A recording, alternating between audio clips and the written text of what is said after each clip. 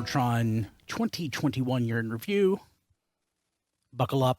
It's going to be a long one. I'm Brian Kilby. With me this week, we have Don, Chris, Matt, Diecast, and Rob. Yep. Hello. That's the sound of XV's soul leaving his body. Yeah, so this is the podcast that we record each year. I think this is like 10th or 11th one we've done. 12? I don't know. But it's our favorite episode. No, it's not. It's a slog. But it's usually the most popular episode of the year. It's a good way to catch up on what's going on in Transformers. So we are, for you, going to go in and discuss all of the greatness that happened. So this has evolved over the years. We used to try to break it up between media and toys and then official and third party. And it just didn't make sense to do that. So now we just go month by month. And the amount of news items that we cover each week, we've reduced those over time, quality over quantity, which means that when we go through this at the end of the year, and then we edit down the list even further, these have become shorter and more manageable. But it's still a lot of talking for us, so you might want to break this listen up into a couple of potty breaks. I don't know. Or, 8 or 9 drives to and from work. Yeah, it'll be fun. So we are going to recap our favorite toys of the year. It's the RSC Awards. And recap our predictions for 2021. And next week, we will actually have our predictions for 2022. Don't expect much. That's my prediction for 2022. Well, yeah, I mean, don't expect anything you want to hear. Well, with all of the stuff that's also happened, what I expect for 2022. With all the stuff that's happened over the last few years with the leaks and everything, it has made this a little anticlimactic. But stuff happens that we don't expect, and that's why we do it, and it's still fun. Okay, so let's talk about the toys of the year. We're going to start off with Best Leader Class and up, and I'll let each person go through in the order that I have them on my screen. So, Don, what was your Best Leader Class and up toy of the year? It was Rodimus Prime, Don. You don't have to look. I'll just tell you. No, hang on. I've just got some issues. There we are. Okay, yeah. Now I split it up. That's Rodimus Prime. Yeah, I put Rodimus Prime because for the I took Unicron out of my decision because I think that's like it's kind of a. Oh, it was in my decision. Oh yeah, I know, but I just felt it would kind of be like an overwhelming thing there. But yeah, leader it up. I put Rodimus Prime because it really felt like they used a lot of that Commander class price point to give us a really good looking figure. You may keep on going. Nope. Rob. Okay, I picked Studio Series 86 Grimlock because for 2 reasons, basically. First off, it just really kind of defies everything we've come to expect from recent leader figures. It's simple, it's big, it's easy to transform and satisfying to mess with. Secondly, it made a liar out of me because all of these years I've said I didn't just want G1 with better articulation, but it turns out that when you get the right G1 with the right articulation and the right complexity level, I am a stoned sucker. So, yeah, that was my favorite leader of the year. Chris. Okay, so I've actually talked about this on previous episodes, so this is almost like a year in review of XV's opinions. So my pick here is the Arc, solely based on it's the first Titan that does something other than be a laying down humanoid shape in its alternate modes, or something that you tear apart and rebuild into something else like Omega Supreme. Like, this is actually a transformer in the most traditional sense. It turns from a humanoid shape into a completely different kind of shape, all integral. The robot and the alternate mode are both good, big, solid things. And it's got the great bonus of having the Teletran 1, which is in scale-ish with at least some of the other generation's toys. And it turns into Mainframe, which is like the best character choice for making Teletran a transformer. Like, It is just a really solid all-around package. And for me, it redefines what Titan class can and really should be for the future. They can do more with it than they've ever done before, and I want to keep seeing that. Yeah, I totally agree with that. Diecast. This is probably no surprise for the listeners, but HasLab Unicron. I mean, it's the biggest Transformer we've ever gotten. It took a while to get here. It sure did. Not only for the start of the HasLab campaign, but just for people requesting something like this. I mean, I started requesting it the minute at Toy Fair they announced the sail barge. So I was instantly like, can we do a HasLab Unicron? Like, can we do that? So I know it's not perfect, but I'm very happy to have it in my collection. Cool. Matt. All right. Commander Class Kingdom Rodimus Prime. I think it's just the best Rodimus Prime that we've gotten to date, and he has sorely needed a good figure, like just overall good figure. Cool. So I voted, and I had to rack my brain for this, but it was Studio 86 series Grimlock, just like Rob. I mean, so I looked for this toy probably more than any other toy in years when it came to like actual footwork, driving around, hitting up different stores. And I got it, and I wasn't disappointed. Usually that just like ends in misery. I'm like, I don't care. I loved it. I mean, it's not perfect, but like Rob, I'm a sucker for G1 with joints. So it's big. So it's the Grimlock that we've always wanted. That's, not a masterpiece, because I don't want masterpiece Grimlock. I have it. It's great, but I want like an actual toy that somebody can play with, and that's what this is. So the overall winner, it's a tie between Grimlock and Commander Class Rodimus Prime. So a little surprised by that. A little, but, At least it wasn't Unicron. Yeah, it's not going to be. So Best Generation selects Don. You surprised me with this one. Yeah, I put down Ramjet because I love Artfire, but there's something about finally getting a G2 Ramjet in those colors. And we're going to be getting a lot more Japanese stuff, but I don't see them giving us a lot of G2 stuff. So anything G2s will carry a lot more weight with me as far as them remembering the history. And that just really it pops. I mean, I love Artfire, but G2 Ramjet just really flies off the shelf. Since you're the one you and Matt who voted, I'm not going to spoil Matt, but Matt voted for the same thing. Of you guys, the G2 aesthetic, you probably have the most experience with it compared to somebody else who might have voted for that. Do you expect that we could ever get a G2 Starscream because it's so similar to what we already have? I think maybe we will if they need either something to get product out, like there's a mold running and they need to fill a slot somewhere with. I think it would be entirely demand if they were ever going to do it. Yeah, I don't think that's or if they're thing. Unless there's like another G2 Voyager class that we didn't get, if they can work it in as a pair with something else, maybe. But I think we will, but it'll be kind of a unexpected, like Sandstorm. Like nobody was expecting that Sandstorm to come out before we get, some other, like a Sunstorm. Cool. We haven't got Yes, there are other Seekers that I would prefer be made before G2 Starscream. Agree. I would love to see G2 Starscream just for completeness sake, but I also wonder, does Hasbro have a mandate internally at this point? You can't release a Starscream that's not just G1 colors Starscream for character recognition purposes. Possible. Totally. Could be. Rob. I went with Select's Galvatron because that was just such a wonderful surprise when I got it. I was not sold on this version of the figure at first, just because most of the promotional photos had it with all the G1-esque stickers, which I wore off of my original Galvatron very quickly, so not really associated with my memories of it. And it looks I hate to say it looks so much better without them.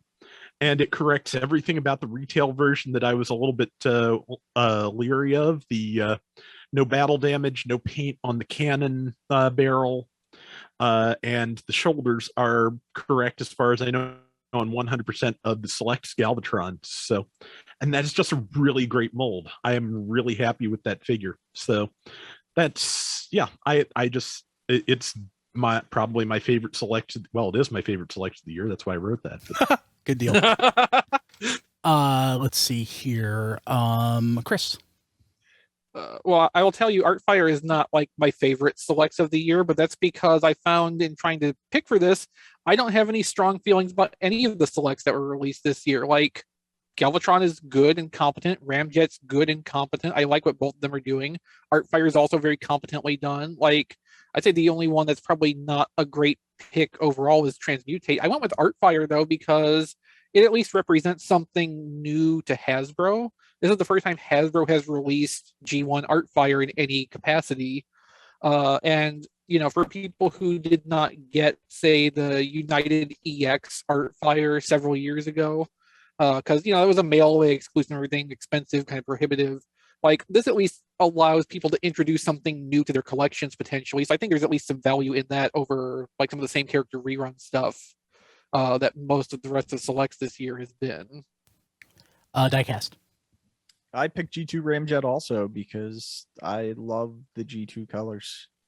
And that's a great mold. So it was a win-win for that toy. Cool. Matt. Okay, this was a toss-up between G2 Ramjet and Galvatron because they're both fantastic. But I went with G2 Ramjet. It's black and purple and teal, and it's absolutely gorgeous. Yeah.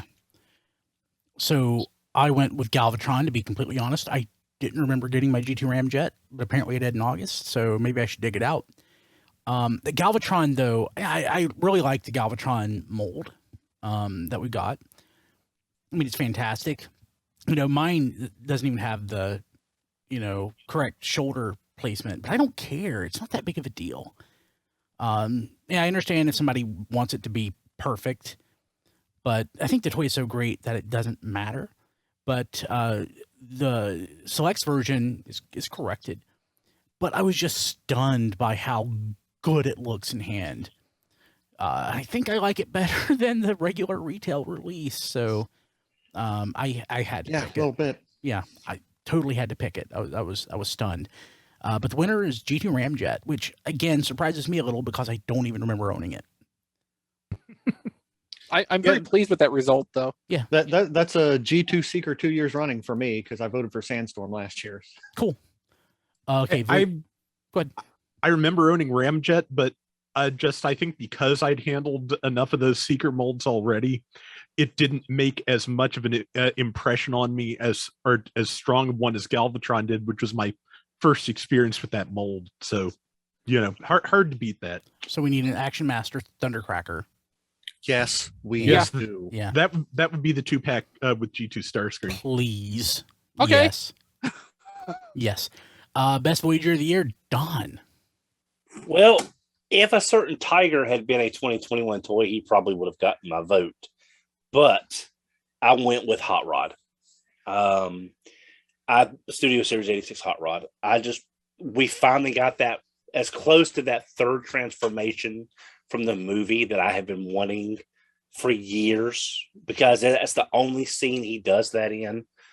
And the tolerances are good. The transformation is not horrible, but it's interesting enough that it keeps you wondering, how are they going to do another Hot Rod with that arm swing? And it works. You get a lot of accessories. Again, it depends on how you look at it. The Deluxe / Voyager price point. We've talked about that, but you get a lot of accessories. They're proper for the character. The figure looks good, and the transformation is just outstanding in doing what it does. Cool. Okay. Rob. Yeah, I picked the same thing for much the same reasons. I felt like the Voyager assortment was really strong this year. I think most of the things that I really liked were in the Voyager size. And I was kind of torn between this and Optimus Primal. but Optimus Primal, to a large degree, just kind of replicates a lot of things about a toy I already had, which I like quite a bit. But yeah, Studio Hot Rod has enough, interesting new stuff going on, features I really did not expect to see in a Hot Rod figure at any point. So despite the fact that he is, small for a Voyager, as we discussed very much at the time, I think he's pretty much the best one this year. Cool. Chris. I'm just gonna go ahead and spoil. We all picked Hot Rod. So my reason for picking Hot Rod, that like every single thing about this went right. So like Studio Series has been laden from its beginning with a sense of trying to keep the robot modes in scale with each other to as much of a degree as possible. And it worked in Hot Rod's favor because selling it as a Voyager, they could compress the material density, by which I mean like the number of parts within the space it takes up, along with how complex they needed to make the engineering to do what Don says and have the Quintessa specific transformation sequence worked into it. And the extra inclusions like the pizza cutter and the arc welder that's an integral part. Like there's so much about this that is just from the ground up. They knew exactly what they wanted and needed to do with this. They got everything right. And it's just a really remarkable thing that is very far outside the standard expectation for any toy at any price point, because it's being two price points at once and getting the best of both out of them. Yeah, I really like that. That's a great way of putting it. Diecast. I chose Hot Rod. I can't say anything more than everyone already said. I mean, I agree 100% with everything. It's the best toy this year.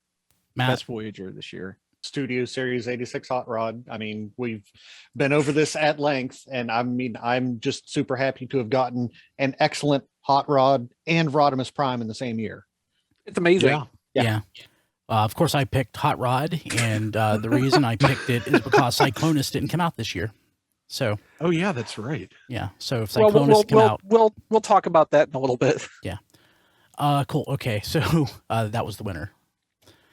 We're looking at Deluxe Toy of the Year. Don. Well, I'm gonna go ahead and go with my original one, Brian. I'm sorry. It's not gonna get a vote, but I know the Deluxe Walmart Headmaster Retro reissues. A lot of good Deluxes came out this year, but the ones that brought me the most joy was seeing that retro packaging on the shelf. Yeah, that really, I remember getting Mind Wipe at Brindle's for $14 and Brainstorm at Eckert's for $11.10 back in the day. And just seeing them on the shelf was just, it made me feel that same excitement. Don, talk more about stores that were open in North Carolina at the time. I want to hear that. Tell us about Western Auto. I just love that Don's memory works in such a way that he remembers the exact price he paid for a given toy. How much did you pay 55 years ago? How much did you pay for Optimus Prime at Sky City? The only thing I ever found at Sky City was my Technobot strafe to complete my Technobots. Okay, I think I got mine there too. $389, I believe, is what Mom paid at the time. Cool. So, Brian, I want to propose here that we give Don an honorary category here of best toy packaging of the year.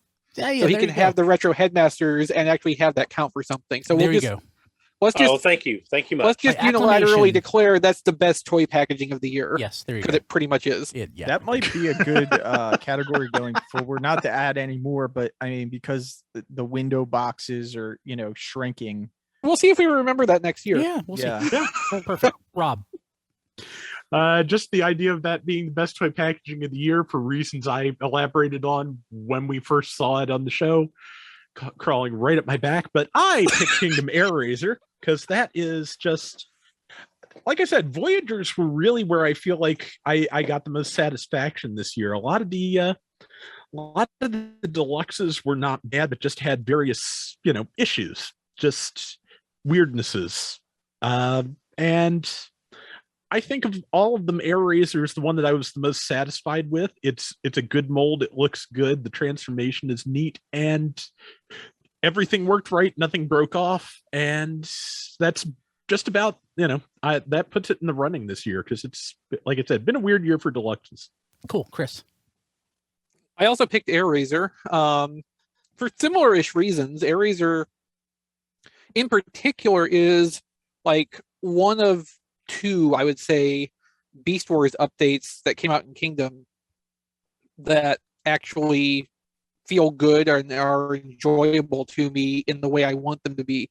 A lot of the Beast Wars updates have a very, what I call, color by numbers feel, where they're doing things that imitate the look of either the cartoon models or the vague idea of the original toys, but without knowing why they're doing any of those things. Airazor doesn't really try to do any of that. Airazor has like the total spirit of original Beast Wars toys around it, up to and including the attitude of please, please, please don't look at this from below, because that's where all the robot parts are visible. It's not doing any weird, stupid tricks to try to hide the robot surfaces in the beast mode. It's, what I wanted out of Kingdom's Beast Wars updates was to feel like I was playing with new old stock Beast Wars toys, essentially. Just updated with modern articulation style. And Airazor satisfies that and more. Like, it is easily the thing I'm most satisfied with at the deluxe price point. It's equivalent to how I feel about Hot Rod, except it does it all within its own price point. It doesn't have to play any, weird cross-scale tricks. That being said, like, Deluxes overall, just like I do not have strong positive feelings towards a lot of Deluxes this year. So I don't know if that's me or if it's the Deluxes, but it's not just you. Really it's not just you. No, it's the one that really easily stands out positively to me, though. Cool. Diecast. Oh, mine's a little different. I picked SS Studio Series Null because I thought the transformation was interesting. You can troop build them. I like the look of it. It was one of the standout, or it was the standout deluxe for me this year. Cool. Okay, Matt. Okay, I picked Studio Series 86 Cup. I'm intrigued. Legitimately, okay. I'm intrigued by this choice. Well, you said yourself you weren't real happy with the deluxes at an overall price point this year. Neither was I. Okay. The deluxe price point was very Beast Wars heavy this year, which I was definitely not going to vote for a Beast Wars toy, so that severely limits the options there. Cup is one of my favorite Transformers, period. And they even worked in the very specific gimmick of having his limbs be removable to recreate one scene in the movie. Now, unfortunately, they also, depicted his face from that scene, but he's supposed to be a sad old man. So I am willing to let that slide because mood. So Studio Series 86 Cup. I will spoil a probable outcome for next year's recap. I'm going to submit the best redeco or re-release category, and probably Buzzworthy Cup will be my pick for that, because that satisfies a lot of the problems I had with Cup this year. Cool. But also besides just the Beast Wars heaviness of the line, we also had that RC toy again, and Trax, who, spoilers, will be in a later segment of my list. Cool. Yeah, I'll be honest. I almost picked Studio Series Cup for Deluxe because I really do like how that came out, but just the fact that there's the buzzworthy version coming out that pretty much corrects all the little things I'm not as thrilled with it as I would like to be kind of held me back on that and pointed me towards Airazor. Yeah, Cup's really the devil is in the details kind of thing, I think. Yeah, I almost voted for Cup as well, but then I thought I don't specifically love it. Then just like everybody else, I'm like, there's nothing really that I loved this year. So I went with the last one that I kind of liked, which was Pipes. But it doesn't matter because the overall winner is Airazor with 2 votes. Baffling to me. Yeah. Great toy, and the Skywarp redeco and slight retool is actually really good too. Like 2 good deco options for that mold. I think the problem with me is it doesn't not that it should, but for whatever reason it just doesn't remind me of the original toy that much. And I love that original toy. That was my first Beast Wars toy, so that's why. Okay. Yeah. So okay. The best Legends or Battlemaster of the year, Dawn. I went with Core Starscream because in that small size class, you're kind of limited with what you can do. And I think Core Starscream kind of pushed it to this ultimate boundary at this point on you can have a Starscream that doesn't transform like any Starscream before it.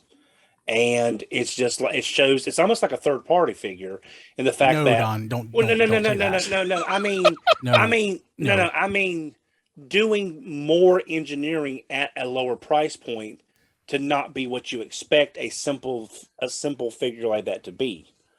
That's what I mean. Pushing the boundaries of that size class and doing some really intricate things that gives you a good looking jet and a great looking robot at a $10 price point. Oh, nice. They're $10 third party toys at that price point. No. That scale. No, that's why it's even better than a third party. Point exactly. those to me, Don. I'd love to see those. No. I'm just saying. Usually, Well, there's the clearance impossible toys, Brian.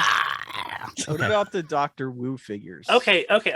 I was just drawing a parallel that generally you see a lot of these intricate transformations in the smaller third party And they're things. usually bad. I think I get where Don's coming from, though. This does have like the compressed complexity of third-party Legend stuff, but at Hasbro prices, so it's even better. And he's just not expressing the idea as clearly as he could. At Hasbro, Hasbro trained engineering. Where third party is often kludgy at that price point. Yeah. So kludgy? Yeah. I thought it was kludgy. I've always said kludgy. I've heard people say kludgy. It doesn't sound right to me. Because like the word it's derived from is kludge, which is I don't know what that word is. So kludge and cudgel. People have always said kludgy. Of course, in North Carolina, people say everything wrong. Don, agree with me. Okay. no ugly angry. So, okay. So, Rob. Yeah. Okay, so I got 2 core class figures this year. I got core class Rat Trap and I got core class Dracodon. And Rat Trap, definitely the better of those two.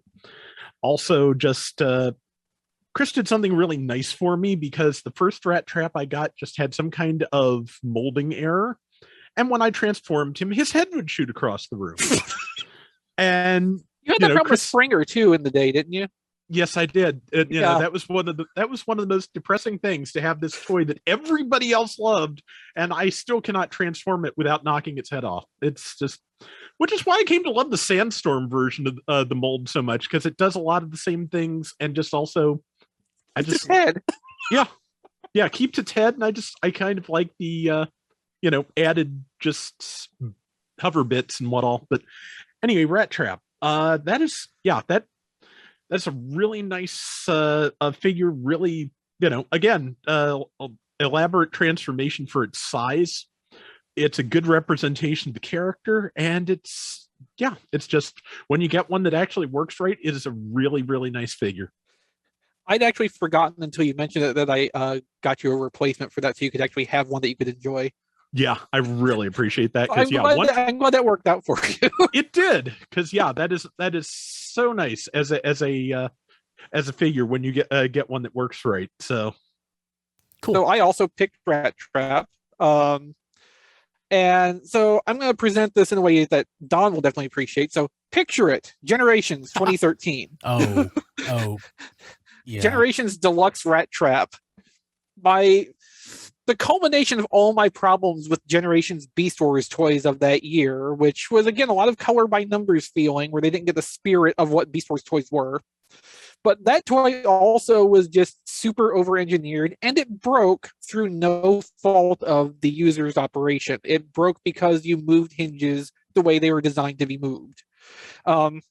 So fast forward to this past year, and we get Core Class Rat Trap, which admittedly is a very tiny thing, but Rat Trap is the smallest maximal, so that kind of works out too for their overall, impetus to scale. But at its size, it's engineered like a deluxe, and everything works. It's not confusing or complicated. It just does all the things it needs to do to make itself work, but it all makes sense. And it's so much nicer and a better handling experience. It's better in every measurable respect than the 2013 Rat Trap. And I am just so pleased that finally they got one right. this and Air Razor are the two Beast Wars updates from the last year that I just have like unreserved appreciation and acceptance for. Like those are the two that make me think, yeah, Kingdom actually was worth it. Yeah, just to add to that for a second, I feel like Core Rat Trap is possibly I kind of group it with Optimus Primal, but it does what I'm thinking of even more so, which is that it feels like an elaboration on the original basic Rat Trap, which a lot of the other Beast Wars figures, even to your point, Brian, Air Razor, while being excellent, does not feel, compared to the original figure. Yeah, I can see that. Yeah, actually, that's a really good way to look at this. This is like if original Rat Trap had been a year 2 Beast Wars basic instead of a first year Beast Wars basic when they dropped the spring-loaded transformations. Yeah, that's really good. So Diecast, tell us why you picked Rat Trap. I picked Rat Trap because unlike Chris, I actually enjoyed the Generations Rat Trap. That was a deluxe figure, and I figured that, and mine didn't break on me either. But I felt like I usually don't like the smaller Legends figures when I have a really nice like deluxe or Voyager of that figure, like Optimus Prime. I don't care how many Optimus Primes they do. I'm never gonna like a Legends Optimus Prime from Hasbro. It's just it's not gonna happen. Rat Trap, I had that same feeling where I'm probably not going to like it because I experienced a deluxe that I liked. But Rat Trap actually kind of felt like a deluxe in a legend scale. It worked very well. The size is accurate towards, or semi-accurate towards the animation. So overall, I was actually very impressed with Rat Trap. And I didn't think I was going to enjoy the figure. Cool. So that's why I just want to follow up on that real quick. My deluxe Rat Trap didn't break, but that's because I gave it to Rob before it could break. Oh. And I have never transformed it because I was afraid it would break. Cool. Hey, Matt, you want to elaborate why you didn't vote for anything? Yeah, I just completely cut out the Battlemaster core class, Micromaster class from my collecting. I just like Diecast said, I don't feel the need for the scaled down Optimus Prime, and I already have a Voyager Optimus Prime. I don't need a smaller Starscream when I have a Voyager Starscream. It's just cool. Not for me. So as I've often said, is if I had to have any one scale of Transformers, it would be that smaller Legends now core class scale.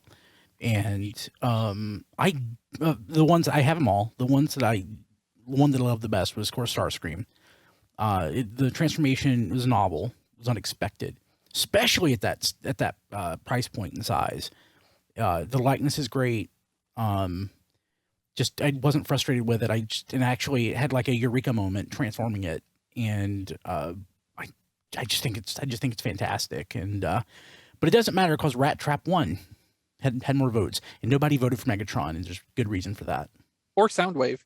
Oh, I forgot about Soundwave. Also, probably a good reason for that. So I like the Megatron. I like the Soundwave. The only core class mold I don't like is Vertebrate / Dracodon. Like, I think they're all actually really good for their size and price point, except for the skeleton dinosaur. Not crazy zombie. about Megatron, and Soundwave was so simple to do anyway that it didn't necessarily, just doesn't do what Rat Trap or Starscream does. Yeah, Soundwave. If it wasn't for the feet, the feet are just weird. Bother me. Yeah. Okay, so moving on to best engineering of the year, Don. Well, just to preface it, I have not opened either one of my Galvatrons and transformed it. I've heard there's some great engineering in there. I also haven't transformed my Unicron, so that's why I'm not counting. Oh, you wouldn't have picked that. Yeah, right. Well, I'm just saying I wanted to pick a figure I've actually messed with, and I'm going to go back to Studio Series 86 Hot Rod. I think for all the things we mentioned earlier, the engineering in there to do the shoulder swivel, to get the compression, to do everything locking together, but still look like he should in both modes. With the figures I have actually opened and had a chance to play with, I think he's one of the most soundly engineered figures we've seen in quite a while. Cool. Rob. I went with the same thing, and I don't have too much to add, but I just did want to say I think one of the most impressive things about Hot Rod is like we were talking about with my rat trap and various other figures, sometimes you get these things and they don't work right. And I'm sure that's happened with at least one Studio Series 86 hot rod somewhere. But for as elaborate and compact as that thing is, I don't remember getting many, if any, reports of problems with it. Everything on that figure actually works the way it's supposed to. And to be honest, for the fact that we frequently end up grading on a Hasbro retail product curve for quality control, just the fact that that is the case is really, really impressive. Cool. Chris. So I remember earlier you said Kingdom Cyclonus wasn't this year's toy. Yeah. Actually, it is, because it's a 2021 product year toy, Well, even though it hit shelves in 2020. I voted for it in 2020. And I probably tried to veto you on that, but well, you don't have veto power over that. So. Exactly. That's why I said tried. But I did pick Kingdom Cyclonus. I'm impressed with Studio Series Hot Rod. I think I made that clear enough in the Voyager category, but I don't think the engineering itself is anything that special, although Rob makes a good point. I don't remember hearing of any massive construction defect issues cropping up with the only problems I ever had with the copies I had were purely cosmetic. Kingdom Cyclonus, while in some ways I think it's semi unnecessary and isn't really trying to do something new or its own, because it clones a lot of what it is from the Universe 2008 Deluxe toy, but it expands on that in really impressive ways. And the fact that it can go from an almost perfectly clean vehicle mode to a almost perfectly clean robot mode in a way where you don't need to look at the instructions, but everything is all this compression and hiding of panels and things, the fact that it all works, you can understand it start to finish with no help, and there is nothing left over of either mode in the other.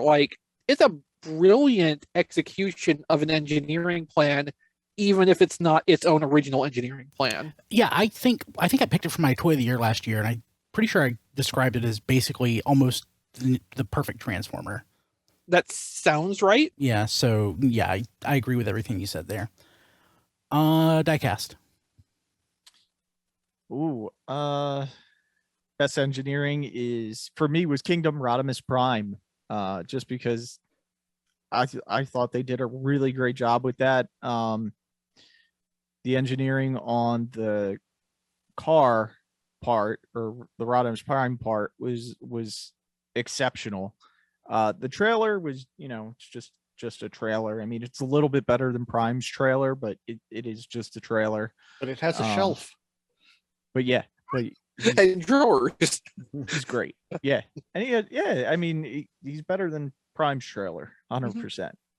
So that's why I picked Kingdom Rodimus. Sweet, Matt. Masterpiece Skids / Reboost. It basically regresses to when Masterpieces were good toys. It doesn't do unnecessary things that make the toy less enjoyable, like say Masterpiece Hound, where the tires fold up and collapse on each other. It Masterpiece Skids, you don't even need the instructions for. It is beautiful simplicity. Basically, it's back when Masterpiece was fun. Yeah. And for that reason, I almost picked it, but I didn't think that the engineering itself was necessarily that marvelous. It doesn't need to be, so they didn't make it that way. Yeah, and I totally agree with everything you said there. And if I had to do over again, I might change my vote, but I went with Hot Rod, and yeah, there you go. Not super surprising, and that was the overall winner. Okay, so best toy of the year. This is not based on the votes of the prior categories. This is just what we thought was the best toy. So Don,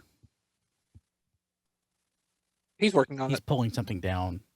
And he's showing us his pick, which instead he's of not going to telling name us- out loud. Yes, I am. I'm podcast just yeah. listeners, he's Does trying it to I count show us. if you didn't am. take it out of the box? Well, I have two. I haven't opened it yet. And I want Don to know. I want Don to know for the podcast version, all of that silence there gets cut out. So Okay, you might but as well just tell us. Well, I am. It's called drama. Covert Agent Rabbit. What's called No, it's truncate called silence. editing. Okay. Truncate sorry. silence. And Sorry. Don, is that opened? Not yet. No. But you have another one that's open, don't you? Not yet. Wait, So you have two, and they're both best not toy, opened. and you haven't opened it.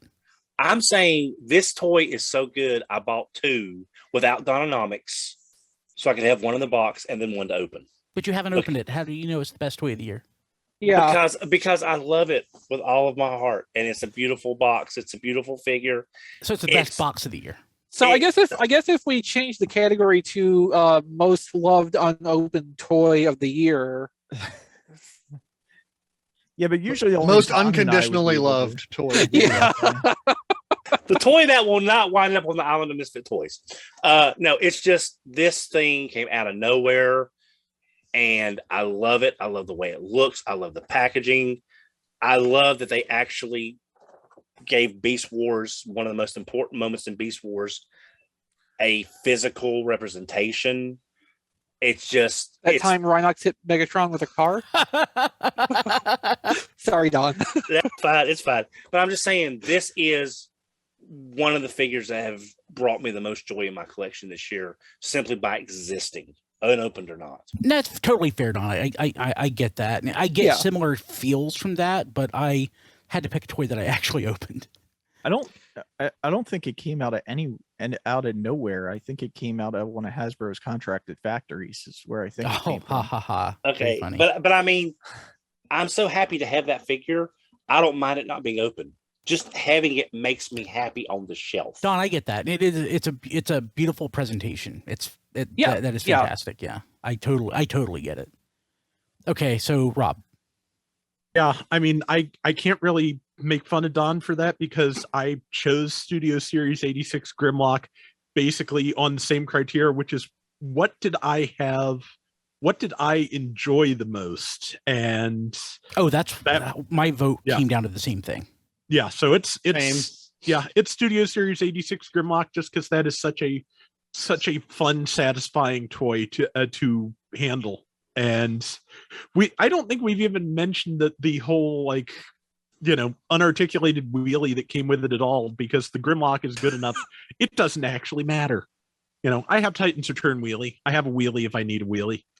So, and that Grimlock is just, it's big, it's chunky, it feels good to handle, and it's easy to transform, which, man, when was the last time we got something that big that was that easy to transform? It's just in nice. Generations adjacent stuff, it's been quite a while. If you want to go over to simplified Cyberverse toys, then all the time, yeah. But in terms of the stuff I collect, it is very unusual. Unicorn. Yep. So that's why, Chris. but because I had the most fun with it. So I picked Studio Series Hot Rod because I feel like of the stuff that I got in the last year, this has the most toy value because of all the stuff it comes with, all the option stuff you can flip out of the body. I have the most fun fitting him with his guns and flipping his glasses out, he's got safety glasses on with his shotgun because he's expecting shrapnel to splash back. There's just things you can do with this, that you have all these options. I love that there's just so many different ways that you can play with, pose, display, whatever you want to do with it. You might recall last year for the equivalent category, I picked Super Megatron, and it was the same premise. Just a lot of variety of play value in these toys, and for me, that's what makes a best toy of the year. Awesome. Diecast. This one I chose, I think, a little bit more because of what it represents as being the best toy of the year, because it's Masterpiece Skids, and like Matt said, it represents a time when Masterpiece was really good. The price point was good on it. I like the engineering, just everything about it I liked. So, and that's kind of why I chose that as best toy of the year. There was it's just, you know, a departure back to when Masterpiece was great and what I really loved.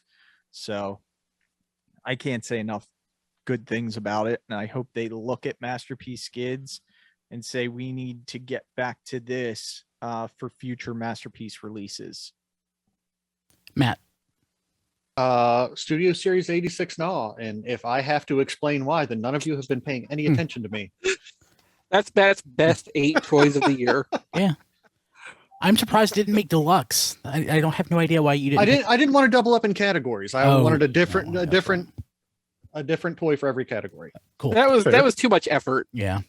So I also picked Masterpiece skids. So I have a love-hate relationship with Masterpiece. When Masterpiece is done right, it scratches an itch that nothing since like 1984 is scratched. But typically it scratches like something that just hurts. And for the last few Like years, my wallet. Yeah, well, my wallet, like it frustrates me. I just don't enjoy the toys, and it kind of makes me think that I shouldn't buy them anymore. Or you're afraid you're going to break them. Yeah. So with skids, it's kind of like it reinvents to me what Masterpiece should be, and I'm worried that it's not going to stick around. That we're going to go back to sort of where we've been. But I the transformation's great. I love transforming it. It looks like it scratches that 1984 itch, and it makes me feel like I'm 5 years old. Except for the toy is much more complex than the G1 toy, but not so complex that I hate it. You know, I didn't spend an hour transforming it like I did MP44 or the equivalent. I didn't need the instructions. Just needed to refer to photos. I didn't once think I was going to break it. Yeah, for that reason alone, I think that and I was the most surprised by it. I didn't really know what to think, but I enjoyed it, and I got the most pleasure out of transforming it, and it looks great in both modes. And yeah, I just had to pick it for best toy of the year, and with 2 votes, it actually was the overall winner. So, woohoo! Go Skids. Go Skids, yeah. And you can choose it again next year as Crosscut. Yes. Oh, yeah, man. Sad Trombone Award for most disappointing toy of the year. And the way that I look at this is toys that I have some sort of expectation of liking or enjoying, not just the worst toy, because it would be called the worst toy of the year if that was what we were going for. Yeah, I think we specifically wanted to not call something the worst, so we reframed this as what personally disappointed us the most out of the year's toys. So we're going to start with Don. Okay, surprising absolutely no one. Well, actually, it is not RC. It is not RC, because I think I could have technically voted for Kingdom RC, but that disappointment is just the one that keeps on giving, so you kind of expect it. My vote is Trax. Trax is one of the biggest disappointments to come down from Hasbro. It's a very paint by numbers transformation that they could have added a little bit of that Air Razor magic, a little bit of this, a little bit of that, and had a different transformation and a much more solid figure. And they made Trax into a floppy pile of gunk. And it is a extreme disappointment when a character that I love as much as Trax, especially because of Michael McConaughey's voice work on him, and a special relationship with Raul. Can't forget that. Trax just fails on so many levels in a line that's kept surprising us. Even if it wasn't major surprises, it was like, oh, this is nice. This is different. Like Leader Class Slag. Slag has always been my least favorite Dinobot, but this new Leader Class did enough to make me really like that figure now. But Trax, it's bad, and it should not exist in this line with this quality. Yeah, agree. Rob. Okay, so I picked Kingdom Grimlock because, so we got this really nice Dinobot mold. I really enjoy that mold. We got, like I said, most of my satisfaction from Kingdom in particular came from Voyagers. And I was really kind of happy to get the Grimlock version of that because I always liked that deco on the Beast Wars Dinobot mold, and the idea of getting one that didn't disintegrate was, really, really appealing. Unfortunately, the deco we got has very little bearing on what that Grimlock actually looks like. It has zero bearing on what that Grimlock looked like, Rob. Yeah. So in terms of just biggest disappointment, I would say it's that. I mean, there's people who are going to get a lot of good custom value out of that toy Dinobot face mold, I'm sure. But yeah, just it was not what I was looking for in a Dinobot mold Grimlock. So that was probably the biggest disappointment I had out of any figure I actually got this year. I saw enough about Trax in advance to know not to. So cool. I wasn't disappointed with Trax. I was more appointed with him. Cool, Chris. I came really close to naming that 2-pack that Grimlock and Earth Mode Mirage came out of as my most disappointing, largely because, Mirage is itself its own kind of disappointment, but largely because they put Beast Wars Grimlock's colors on the color layout of a completely different Grimlock redeco of Dinobot. Yeah, I totally see where you're coming from, but I had to think about it for another minute, and then I remembered the worst thing that happened to me in buying toys this year, which was Ultimate Expanse, the X-Men collaboration toy. And it's the most disappointing thing to me because, it had so much going good for it. It had that, Toy Biz era X-Men packaging homage, which is beautiful. If you can, easily get this for $35-$40, and it's worth it to get one to leave in the box because that's the most enjoyment you'll ever have out of it. And even the Blackbird mode is pretty good. That's not that bad. It holds together decently. There's some floppy parts, but it's not that bad. But man, that robot mode is a disaster.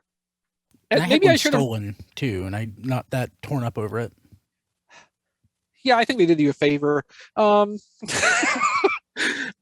probably should have realized when we figured out that it was a heavy retool of Studio Series Jetfire.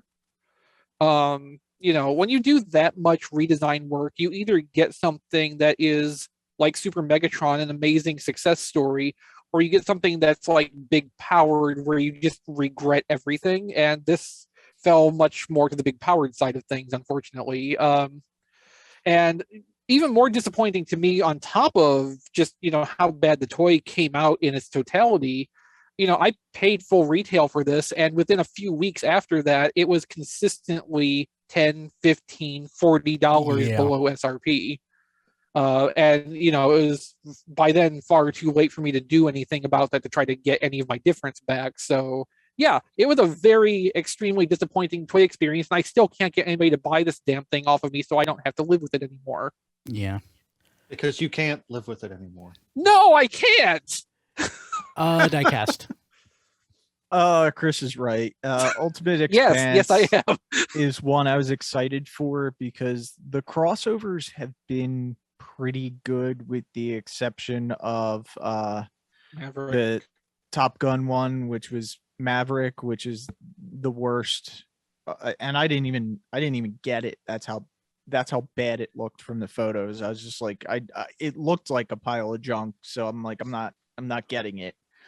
And I think they ended up cutting the production on that pretty significantly because it's not like there's a whole bunch of them sitting around. But yeah, Ultimate Expanse was just a floppy mess. And the price got cut almost immediately after it came out. And it's just I actually bought two. I bought one because I liked the packaging and I didn't. It's gorgeous in package. So my first one was full price.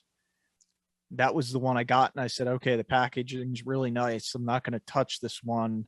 I'll get another one. And luckily, because it went on clearance so quick, I got the other one when it went on clearance. And then I opened up and realized what a terrible toy it was. Yeah. So that's why it made my top most disappointing toy of the year. Matt. Oh, Kingdom Tracks. Like Don said, I mean, it's just, I feel bad for poor Trax. I mean, he deserves better, but his legs are not as tight as you would like them to be, and when you transform him, the car panels don't peg in right, and it's kind of a gappy, floppy mess. And don't forget the clear plastic, Matt. Don't forget the clear plastic.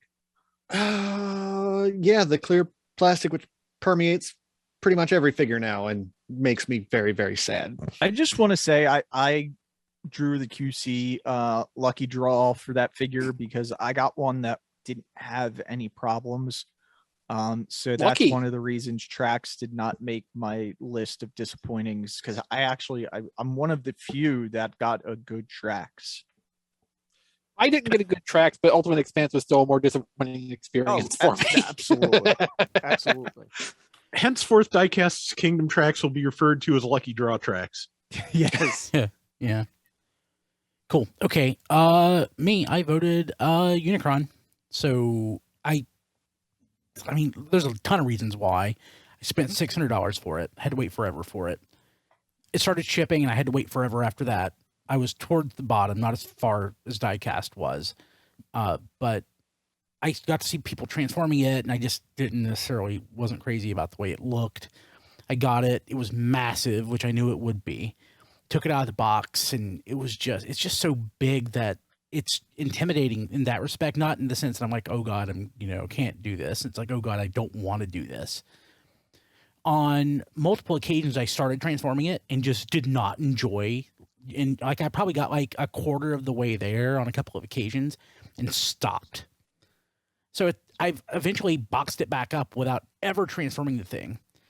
And I don't have a spot to put it right now where the state of my office is. And I don't know that I want to display it once I actually, have the space. It's a bunch of panels, and, I mean, obviously, just by the size of it, there are going to be, more steps than you would like. But it comes, the instructions are like a damn encyclopedia. It's just, and it's all fold this shell over this shell. And tab into this shell. Yeah, things feel like they could easily break. It's a transformer in the literal sense of you have to transform the thing, but it feels more. It's more like a chore. It's kind of like a masterpiece in the sense of the way that you transform it and the number of steps, but not in the aesthetic. Like it doesn't fit with anything necessarily. I mean, there's a lot of reasons to hate this toy. I don't hate it, but it was incredibly disappointing. Just not what I wanted. But Trax and X Pants won, so. Or lost. They lost. So going into this next category, do you want to break format and have me go first, since I'm the one? I was going to say, yeah. You mentioned yours, and whoever wants to represent the other, because there's only 2 votes for this, and there's not a lot that we can go into. So Chris, okay, so this is the biggest news item of the year. Yeah, and I'm interpreting biggest news item of the year probably a little different than intended. More, this is like favorite news item of the year is how I took it. Favorite, or most positive feeling news item of the year, which is basically the whole news cycle around the Masterpiece Skids mold family. And a lot of that's been covered in the dissertations of the people who actually have the toy. I have not gotten one yet, but I wanted to recognize Masterpiece Skids in this in some way, just because it is, as pointed out, a return to the Shogo Hasui era of Masterpiece, even if it's a one-off, but they're doing skids and crosscut and reboost out of this, and very possibly if these sell to a certain expectation, like maybe they will look at coming back to this format of Masterpiece in the future. Move a little bit away from the hyper cartoon accuracy that makes them fragile and not fun and super expensive, because skids is none of those things, and it's good. I also, in particular, like that they use the opportunity of this Masterpiece to take another Diaclone colorway and turn it into a new Transformers character, and they chose the red Honda City and made that reboost, if I remember right, specifically because Koji Ono had a red Honda City when he was a young man, starting his professional life in Japan, and he loved his first car, basically. The Honda City is like a cultural icon in Japan, which has a lot to do with why Masterpiece Skids is the way it is. And like just everything about this, it gives some hope for what the future of Masterpiece could be again. It's the first Masterpiece in a long time that I have a desire to get hold of myself. Like this just represented a big positive mark in the news during the course of the year. And I wanted to take a minute to recognize that the other vote I think is also totally valid. It's a really interesting thing that happened, but like this is the one that really like specifically stood out and kind of meant something to me just for all the different things it represented. Cool. Who wants to speak about the other that everybody else voted for? I do. Okay. The one everyone else voted for was HasLab Star Saber. The reason I voted for it, one, I think it was the first HasLab under $200, so the price point was really good. I think it had a lot of value for what you're getting. We weren't expecting it like Unicron, where Unicron were like, there's got to be a HasLab Unicron coming soon, and it took forever to get there. This kind of came out of nowhere. It was like, oh my god, we're getting a Star Saber. I just think for all those reasons, it was the biggest news story of the year. I agree. So to spoil a little bit of the news that we're going to get into in a recap. So there was a tease that it was going to be something victory related, about 2 or 3 weeks out, and everybody at that point said, "Oh, Star Saber," because they've been trying to make it for years. Yeah, they've been trying to make it for years. The great thing about this, though, is they kept. I mean, like the stretch goals weren't necessarily great, but the fact that we got the victory Leo in there with it, which wasn't by no means guaranteed, like Diecast said, really made it a great value proposition. So I definitely think that it was a worthy choice for best news item of the year. Absolutely, because first of all, the pricing for a HasLab, it is absolutely an affordable price. Yeah, it's amazing. Now, also the fact that it hit all 3 of its admittedly not that impressive stretch goals, but still it's a very positive thing that we got enough people to back this, that it hit all of its stretch goals. Yep. It's nice that they've moved so far into the Japanese stuff, because hashtag victory over Unicron. And yeah, I'm just super excited about it. And I'm excited for the potential this may unlock, because if they see that there's enough people interested in these Japanese original characters, they may start moving that way. It'll be slow, of course, because they got to work it in to where it fits their budget and their time. But there's so much untapped in the Japanese mythos. You can get your Musadon from Zone. We know that you've been wanting the Zone Bunny. Yeah, I've got the Zone Bunny. I've got the original Zone Bunny somewhere. No, but I'm just saying that's one reason I voted for this. It's not just the value, the figure, and what you're getting. It's what it represents down the road for more Japanese characters. Yeah, I think we established it. There's like not really a clear contender for what would be next, but there's a lot of characters that they could draw from. A lot of possibilities. Yeah.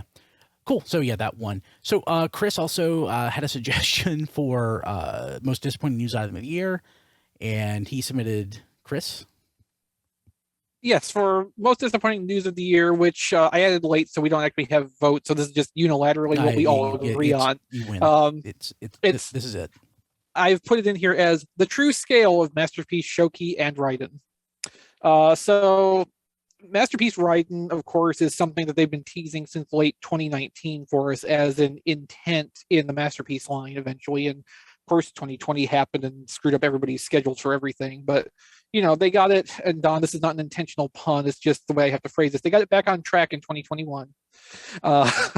So we finally got to see some development out of this. And the first couple things we saw were like images in isolation. So there was an image of like a CAD render that was in one of the collection books released in early 2021. And, that was actually pretty favorable looking, and there was no reason to think anything was amiss about that. then a little while later, we finally got to the point of there's a physical model of it that they're showing us. And people around the forum started to just kind of examine this, and through whatever, toy detectivery they were doing, figured out, that looks a lot like HO scale train track that's sitting on. And boy, oh boy, it was. They made Masterpiece Shoki an HO scale train. Now, for those who are not conversant with model train scaling, HO scale is 1/87th of original size. So the average train engine is about, like a normal diesel engine would be 5 or 6 inches long. Bullet train comes in at about 10 or 11. And as it turns out, that's also about the height of the robot mode. And then we got the placeholder image of what Raiden is intended to look like, which also apparently had revealed an approximate size of what that's going to be when it's combined, which turns out to be 11, 12 inches tall. It's going to be Combiner Wars Combiner size, but it's a Masterpiece at Masterpiece prices, mind you. So it's small, and it's also composed largely of clear plastic, that Shoki, because they are absolutely prioritizing the accuracy of the train mode, which for a Japanese product makes perfect sense. Japan loves their trains as a cultural thing, just like their Honda Cities. Now, HO scale is a very unusual thing to find in Japanese model railroad circles. Like, N scale is basically the Japanese model train scale, but that would make it extremely small because that's about 1/150th scale. So it's a smaller scale than like Gundam models. But yeah, like there was the point starting from 2019 and into 2021 where in many episodes of RFC, we were talking about the hopeful, idealistic future of a Masterpiece Raiden that would like rival Combiner Wars Devastator in size, because those two toys were kind of positioned as opposing forces a little bit in Headmasters and, of course, in the original Diaclone applications of those molds. No, we're not getting anything like that. If you want that, get that bootleg undersized Combiner Wars Devastator while you can, because that's what you're going to need as you prepare to pay $1,200 ultimately for the complete Masterpiece Raiden from the 6 train bots that are going to range from like $160 to $200 something. If they even complete the set, because they've already slashed the prices on Shoki's pre-orders. Yep. So now we're going to look at the predictions from January 2021. We do this every year. We recap the predictions made. We're going to start off with mine, which, and as we go through this, we'll vote to see who got what, then we'll figure out what the actual winner is going to be. So I suggested or predicted that we'll have Studio Series 86 into 2022. Mm-hmm. A non-G1, non-Beast Wars Masterpiece announced. I assume in that we were also like acknowledging the existence of Movie Masterpiece. I mean, I was specifically thinking like I was specifically thinking like Armada or anything like that. So. Okay. And TFCon acquires official convention status. I told you at the time that wasn't going to happen. Yeah, no, I don't think they're interested. Well, No. also, I'm trying to make a bold prediction. I don't want to predict, that we'll get an Optimus Prime. It's a little easy. So I think out of that, the one that qualifies as Studio Series 86 continues into 2022. Okay, so Chris suggested or predicted Studio Series Selects announced to include repaint such as Ricochet and other, characters like Black Rod, E-Hobby Black Rodimus, out of the Hot Rod mold, etc. Maybe next year. Yeah. Yeah, not those two specifically. Yeah, Masterpiece Crosscut announced. Yeah. Yeah, Jazz. And Beast Wars Masterpiece Pterosaur. They seemed like good ideas at the time. I am going to give him that one though, because I at least got the crosscut part right. In the prediction, you really crosscut was the primary. Then you started tacking on other stuff, and the bane to our predictions is we'll have a solid prediction, then we'll go down the rabbit hole and add stupid stuff to it that doesn't need to be there. I actually cut some of that out in what I wrote down. So. This was a good prediction, but the entirety of Generations 2022 leaked before August. It wasn't August. No, and actually, it didn't leak at all. So we found out about Legacy officially before we had substantiative toy leaks of the next year's lineup. What we did have in August, I scrolled down into the rest of the notes to double check on this. We had a leak of the whole Walmart subline for Legacy by August. But that's kind of iffy if that counts or not. I'm inclined to think not, I but not, it's close. Yeah, so that's one. Diecast, Masterpiece Skywarp. Did that even happen? That went up for pre-order, didn't it? Yeah. Okay. It's going to exist. And I had to listen back to this one just to make sure that the feeling is what happens with Legacy, but I'm inclined to say this is actually accurate. The Next Generation trilogy will be very different, and it will not be all G1. I mean, I don't think we know that it's necessarily a trilogy, but I think this guess is close enough to give it to him. Yeah, I'm giving him. From what I remember, the only thing that surprises me is I was thinking they were gonna put a whole bunch of other characters that weren't G1 in it. I didn't expect them to make them into G1 characters. But like based on what you said, this qualifies. Yeah. So Don predicted Beast Wars Inferno, but it's gonna be called Scavenger. I don't know why he added the Scavenger part, but that was before we knew they were doing Megatron, Beast, and Megatron. I mean, sorry, not Megatron. Anyway, he thought there would be a naming conflict with Kingdom G1 Inferno. Right, so they would use Scavenger to get Inferno out and maybe keep the Scavenger name. And if both had happened in the same product year, sure, I could see that happening maybe, but I think they would still just like delineate like they did with Megatron as calling it, Beast Inferno. Yep. Beast Inferno also just sounds really metal. This next one I actually didn't think was going to happen, but Don predicted it. Black Zarak from Scorponok. Don, the Generation Select specifically. Thank you for using your powers for good, Don. Yeah, Don.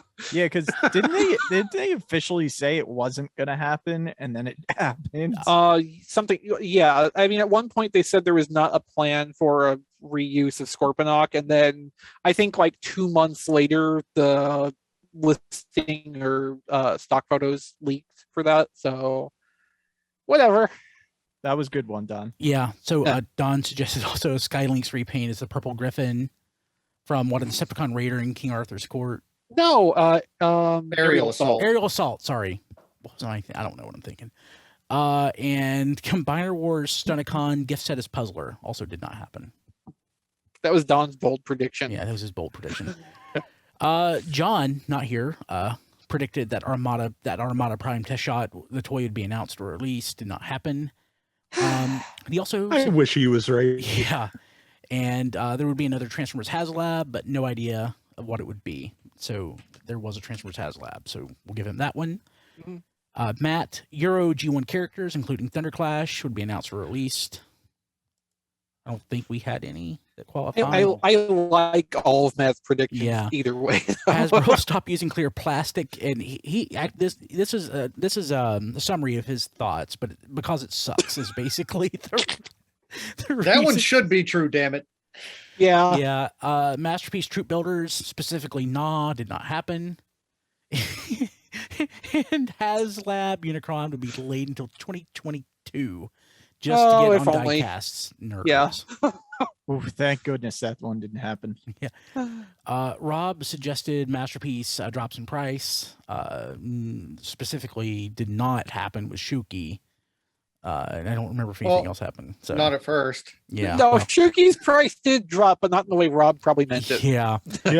But the Skids was a lot more reasonable than I think a lot of the other masterpieces have been up to now. Oh yeah, absolutely. Well, Skids was we knew the price of Skids going in. That was why you predicted it.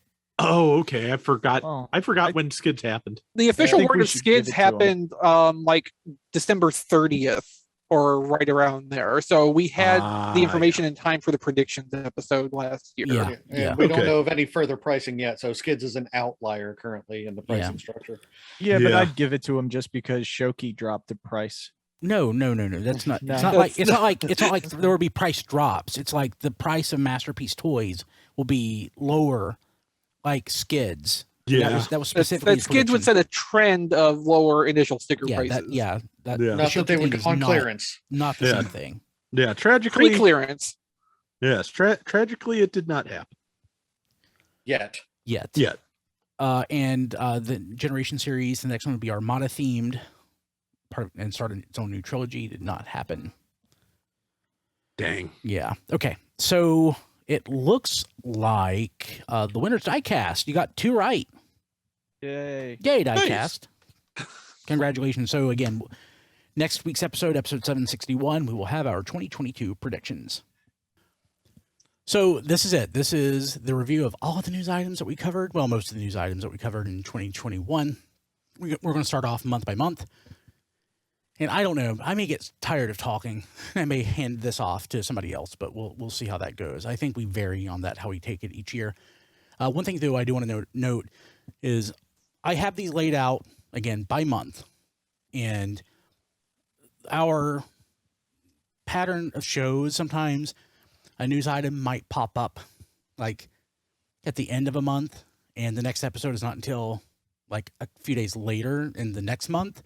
I've tried to adjust for that, but it's possible that something will be listed for the wrong month, but it's not like dramatically off. It's it's close enough. So, okay.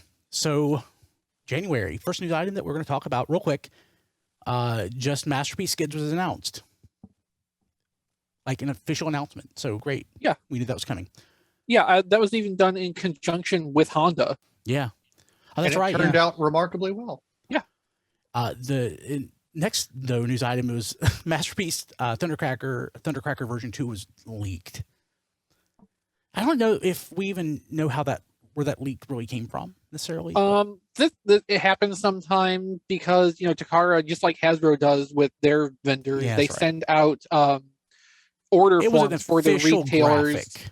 Yeah, they send out order forms for the retailers, and some of the retailers just don't care. Yeah. And if they think it's worth it to get like some attention to their Facebook page or whatever, they will repost that stuff, even with the do not copy marks. On Yeah, them. I mean, anytime we get a Starscream, and can we even count Skywarp and Thundercracker as being a leak? Because it seems more inevitable than anything. I mean, it was officially leak is a just- leak. The leak is just a confirmation that it's happening. Yeah. Generations Retro Headmasters Wave 1 cited at retail. Man, I could have thought that Wave 1 was like 2020, but there you go. Right.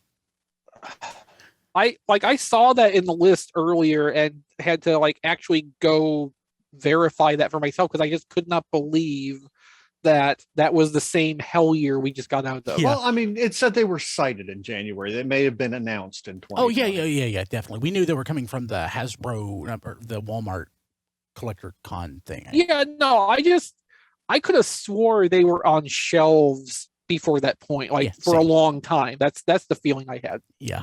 Ultra Magnus in hand images. It came from a YouTube reviewer who had the toy early.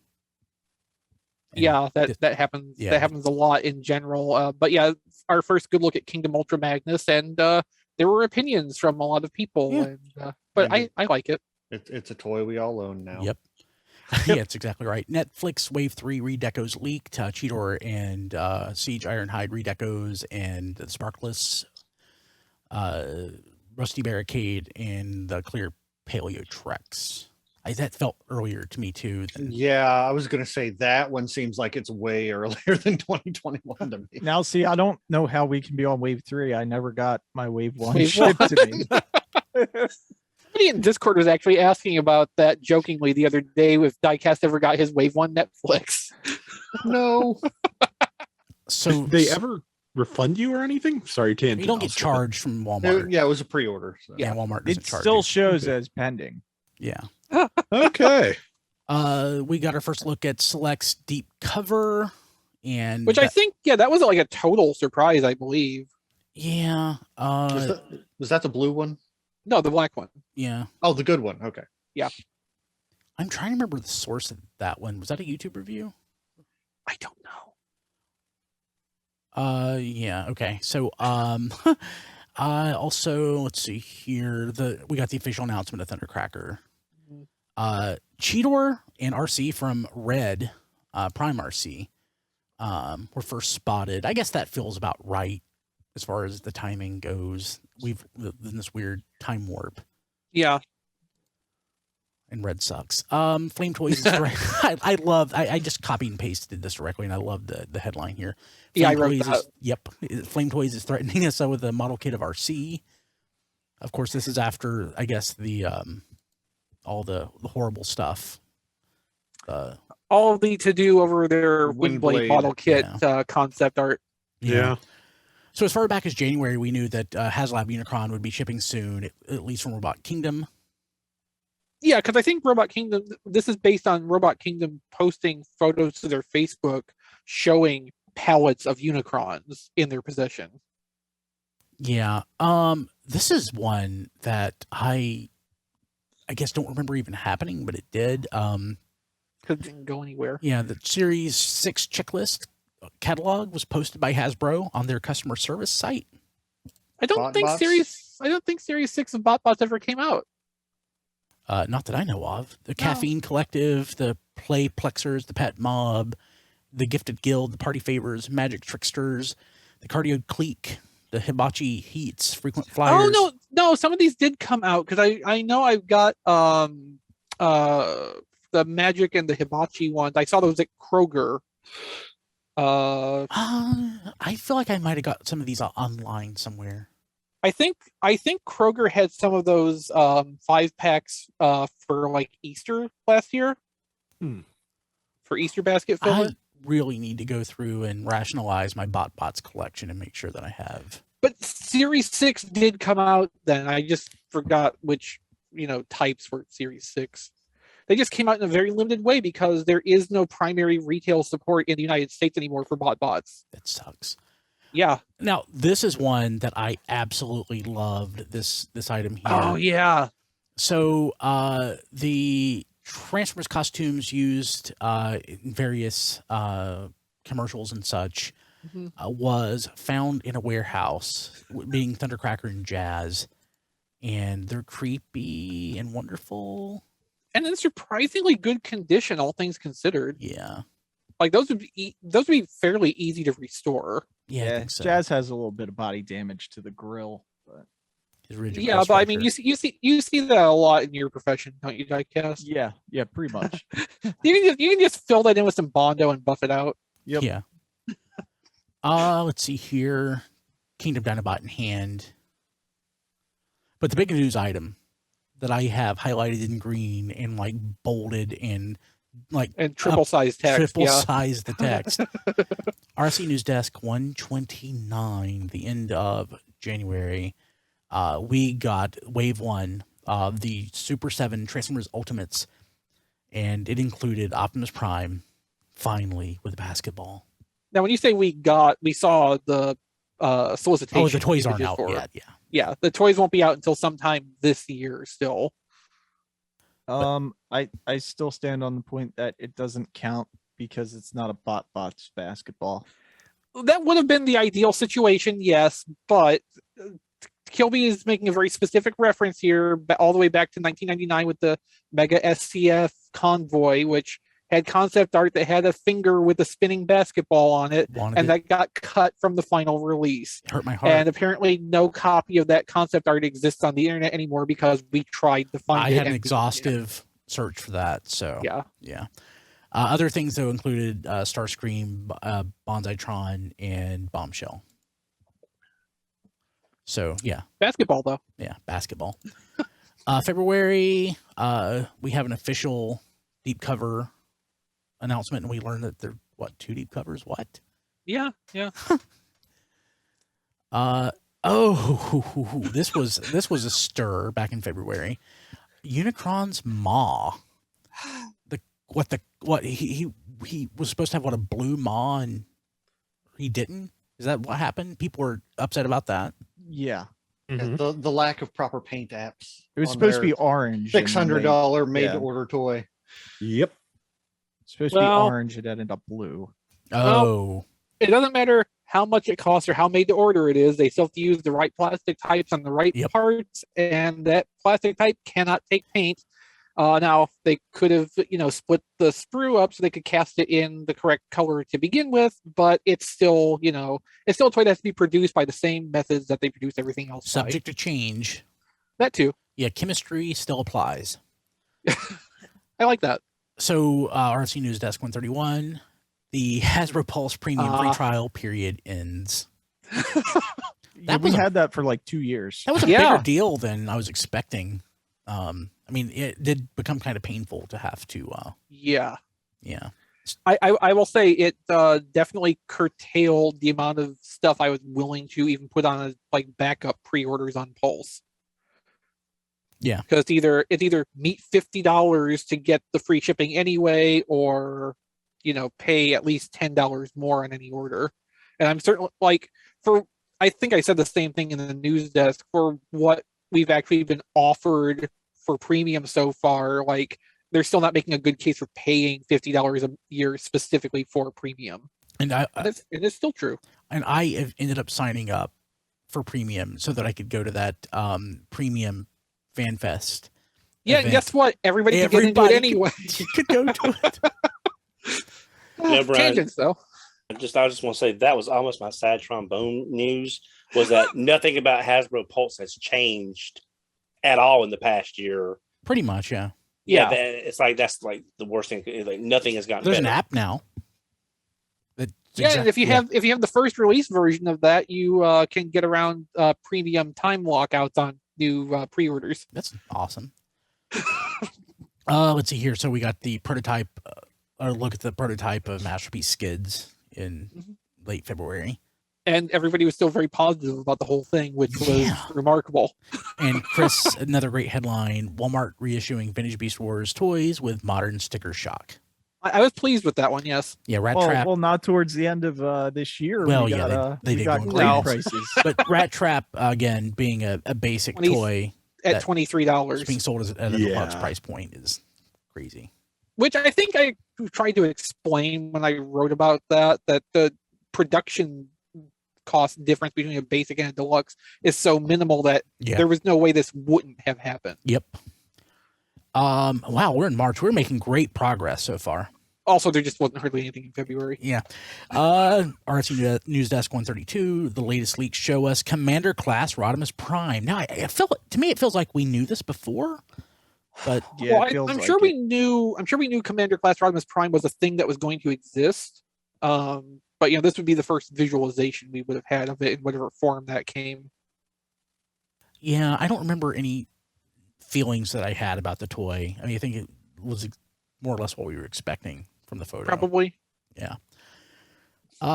So we got the reveal of the Beast Wars reissues on RC News Desk 134, and that was released by IGN, and those really nice diorama sets that Hasbro started to do with their photos. Yeah, because I mean, believe it or not, they're toy design people, also like doing model making. Yeah. Go figure. Let's see here. I don't have this linked for some reason, but we got our first official look at Netflix Voyagers for Wave 3. If you copy and paste this out of the relevant show notes for that week, it's probably because that was added like last minute before we started doing the show, and whoever did it just didn't. I copy and paste from the site actually. Well, that's weird. Yeah. So, toward the middle of March, Transformers War for Cybertron Kingdom, Galvatron first official look. So, now this is what I'm kind of interested in, because I remember thinking the shoulders were low when we saw some official photos, and I'm just curious if that's because we didn't even really realize till the toy came out that it was manufacturing issue. So the link that we had on the site, it was to the Allspark, and that link is now broken. I feel like the official photos were correct. As far as like the manufacturing goes, I thought that the manufacturing error. I mean, that of course takes place at the factory. It was probably a render. Maybe not at this point, but usually what we get first is a render. It may also be that what Diecast is thinking of is photos that came through unofficial channels of people who had early samples. That's right. It could have been. Because the shoulders were definitely low. There was the whole process of the Galvatron photo leaks where the person posting them was distorting the photos in weird ways. Yeah. Specifically to get a rise out of the fandom. But there was also things about it, like the shoulders being low because of the manufacturing error that was genuine. Yeah. So that's probably what you're thinking of. So again, toward mid-March, Super 7 released their giant cyborg line, whatever it's called. Super Cyborg Sound Blaster. And I love the look of the toy, but I didn't for what it is. I mean, it's more expensive than I would want to spend, but it's really nice looking, and it comes with Rat Bat. Let's see here. Something. I don't know. What was this, Chris? This was something you posted. I just noticed that this is something I tweeted. I'm looking to see what it is. Remember the context here. The item we have just says, "May the force be with you." Yeah, so this is one that probably should have been made it through our edits. Oh, it's how a Unicron is being shipped out. So it's like good luck, I guess. Because because Unicron, of course, had the shipping delays that we're going through. So FedEx was the carrier for the Unicron deliveries, and basically it's a screen cap of an email and it's corporate speak, but you can kind of get the subtext of this is very big and our trucks are only, they only have so much space on them, so we'll get them moved out as fast as possible. Yeah. So the Hasbro Pulse Abominus Generation Selects toy, they sent out an email, and Anthony on TFU Info on Twitter tweeted out a screenshot saying that the timing was going to be delayed. Also, toward the end of March, we learned that Kingdom Wave 2 the timing started to be revealed. So it looks like, Chris, I don't know if that was yours or not, but Core Class Mega. Actually, you didn't get Core Class Megatron, right? I have Core Class Megatron. Okay, well, it was moved from May to March. Yeah, so this is my tweet, and it's just an update for people that Amazon was shifting the release dates around, moving them up. Yeah. This was just a nice photo that Miguel Logos Miner on Twitter had posted. It is the Seacons literally in front of Unicron, but we put that. But look how much better Unicron looks. No, it doesn't. Seacons. Yes, it looks way better when you put Seacons in front of it. That's true. Look at how much easier to play with those Seacons are than Unicron. Yeah, now this was a substantial item toward the end of March. RC News Fest 136, Red Skids, Golden Discs, and Black Zarak. Yeah, that was a lot of things that hit us all at once. So this was the reveal of Reboost, I guess. Yeah. This is a Figure King thing, isn't it? Yeah. And then the Golden Discs, I don't remember if that was in reference to the Arc or the first hint of the Golden Disc collection. That must have been the Arc that early in the year. Yeah, I think so. And then, selects Black Zarak, which would become, an ongoing thing. But yeah, that was a lot of information to drop all at once. But Red Skids was kind of the most interesting thing of the whole bit there. Yeah, and toward the end of March, last item that we actually talked about in March was we learned about the Optimus Prime quote-unquote replica helmet that GameStop would be selling for $130. Still hasn't come out. Did the Megatron come out?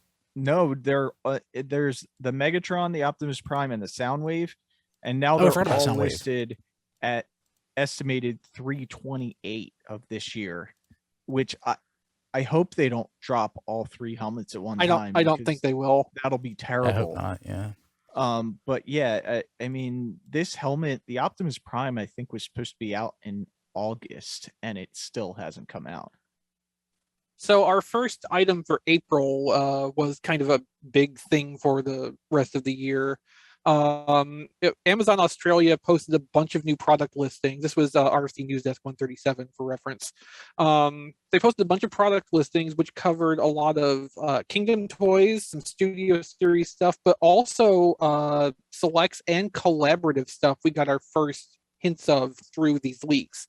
Some of that would not come into focus, or we wouldn't really understand what exactly we were getting out of them from what was on here, because this is where we first heard terms like Project Bat and Project Park, which, you could extrapolate somewhat from that what the general theme would be, but not anything specific about the toys. But yeah, this gave us also the first hints of the Golden Disc collection, although we didn't know at the time that's what it was going to be called, because Road Ranger and Puffer were listed here, Jackpot, the second Tigatron, which we had no context for at the time.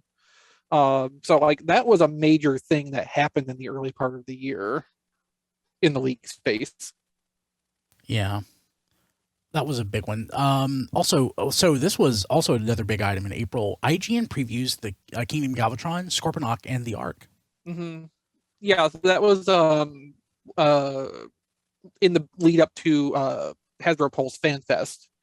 Since there wasn't a toy fair, that kind of got shifted off until a little bit later, and we got our first looks at these officially. So I'm pretty sure the Galvatron they showed was built correctly, but of course that wasn't really representative of most of the original run of Galvatron, unfortunately. But the shoulders are wrong in these photos. Oh, well, at least there's truth in advertising. This was our first real look at the Ark, though, and I remember that also having a lot of positivity behind it in terms of the general response. Are the shoulders wrong? They look right to me. No, the detailing goes on the bottom. Yeah, is it rivets in front, or is it It's not rivets. It's not rivets in front. Rivets should be in the back. They're not in the back. I don't know. It's not worth talking about. So RFC 138, we have pre-orders for Skids and Reboost, and photos of Studio Series Slag were leaked. That's the last Studio Series Dinobot leak or anything that we have. I mean, obviously Slag came out, but yeah, I mean, we know from data mining and stuff, Sludge is on tap for this year, but we don't really know much beyond that. Cannot wait. So Hasbro Pulse Fan Fest reveals, and one thing I really wanted, so we learned about the Shattered Glass stuff, Blur, etc. The big news item, and of course I was actually got to see this a day before the announcement, because I was on that call that for the fan wall where they accidentally showed this to us. Accidentally. They said don't talk about that. Was the Robosen Optimus Prime, which is what, $700, and at the time it seemed like this was going to be the biggest news item in the world. It seemed like, everybody stole the YouTube video. Companies started pre-selling this for like $50 that of course were illegitimate. But finally the toy came out, and I see nobody ever talk. I know a lot of people got it. Nobody talks about it. Nobody posts videos of all the stuff it does. I predicted that this was going to basically be open, played with, and go on a shelf. And that seems like that's exactly what happened. Exactly what happened with this. I had the Robosen T9, which was an iterative step between the Robosen prototype, which was an Optimus Prime. Then the actual release was called the T9, and it was like a futuristic truck. And then as a proof of concept, that was actually sold to Hasbro as this. But yeah, that's basically my experience with that toy, or the technology behind it. It's the most amazing thing for about 30 seconds, and then it's going to go on a shelf or back in the box. Yeah, and we kind of talked over this at the time too. There's a very specific cross section of people this is meant to appeal to, and we're not them. It's meant to. One problem with it, it's meant to appeal to kids as a learning exercise to for robotics. But kids aren't buying this. This is going to middle-aged men. It goes to the same people that buy expensive drones. Yes. To fly around. and Yep. crash. Also, Galvatron's shoulders are misassembled. I finally got one of the pictures up. Are they? Okay. Yeah. It looked right to me, but of course I didn't dig deep. So what else happened at FanFest? It's basically, we saw the stuff from IGN. Otherwise, it was mostly stuff we already knew. We might have got closer looks at things, but the that was the big item. I mean, I remember the general feeling was that FanFest, for all the fanfare they put on it, was a little bit disappointing. In practice. Yeah. So. Okay. So RSC News Desk 139. There was a round table. Chris, is this the one you went to? Oh, it might have been. I think it was. I know I went to one of them in the last year, and it probably was this one. Oh, Lanny was still there. So I remember in this one. I remember in this one is when they revealed Dracodon, which we'd had as a listing name, but we didn't know anything about. And I think it was Lenny was explaining that it was green because they conceived of it as a fossil that came to life from like radioactive acid pit. And he was like very metal. Yeah. Yeah, he was very pleased and proud of how metal the idea was.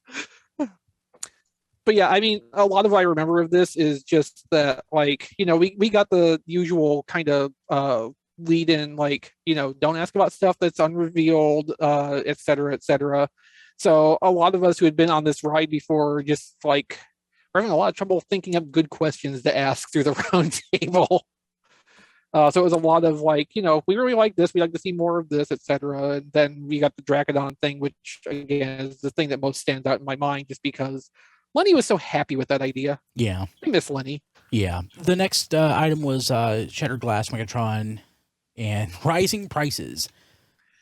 So yeah, we knew both of those things came true. I mean, this is true. Okay, moving on to May, News Desk 141. There's a ton of stuff here.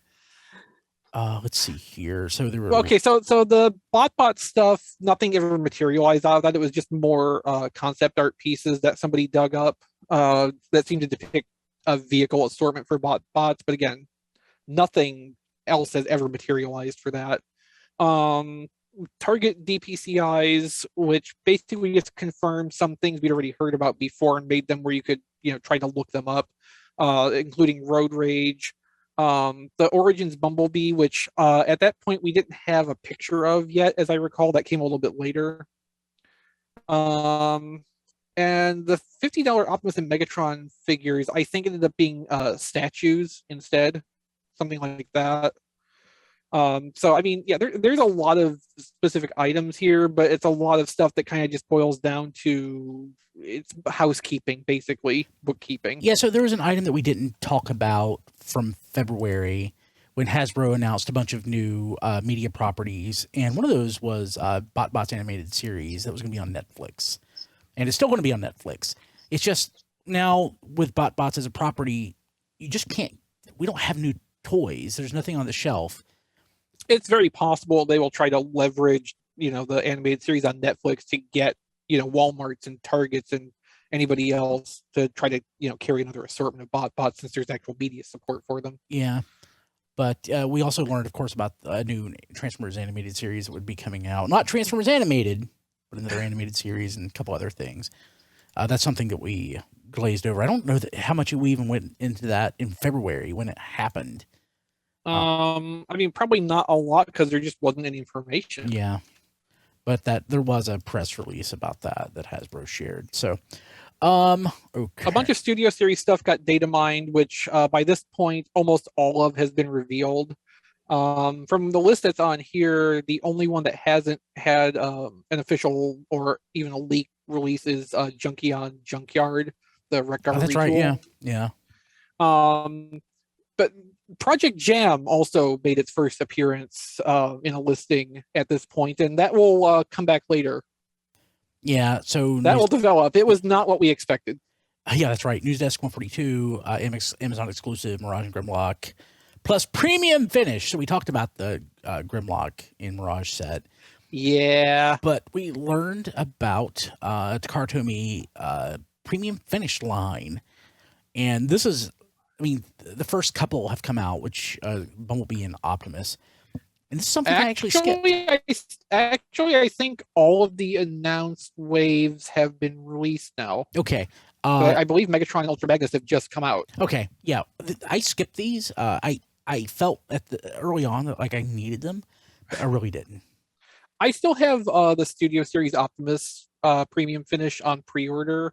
I haven't heard anything back about that, even though it came out like a month ago. Yeah.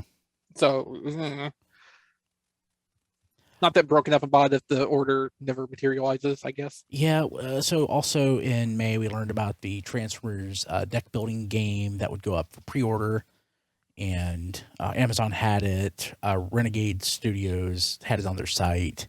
Mm-hmm. And, well, more about that. Yeah, more about that later. Let's see here. Anything? Okay, so early look at Masterpiece, Skyfire and Shoki. I'll be honest with you, I forgot about Skyfire entirely. So did I. Yeah. So did I. I hope it doesn't become the Armada Prime of Masterpiece.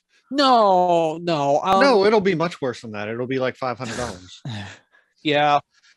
Masterpiece works differently than mainline stuff. Like they can work on it in bits and pieces, just as they have the time and resources to do so, because they're only doing a few of them per year. So, like they had a model of it basically for scaling purposes and proportion study and everything like that, but it still needs a lot more work before it gets to where it's going. And probably, even though they didn't show it to us for a long time, they had Shoki in a similar state, since 2019 when they were teasing the Raiden project originally.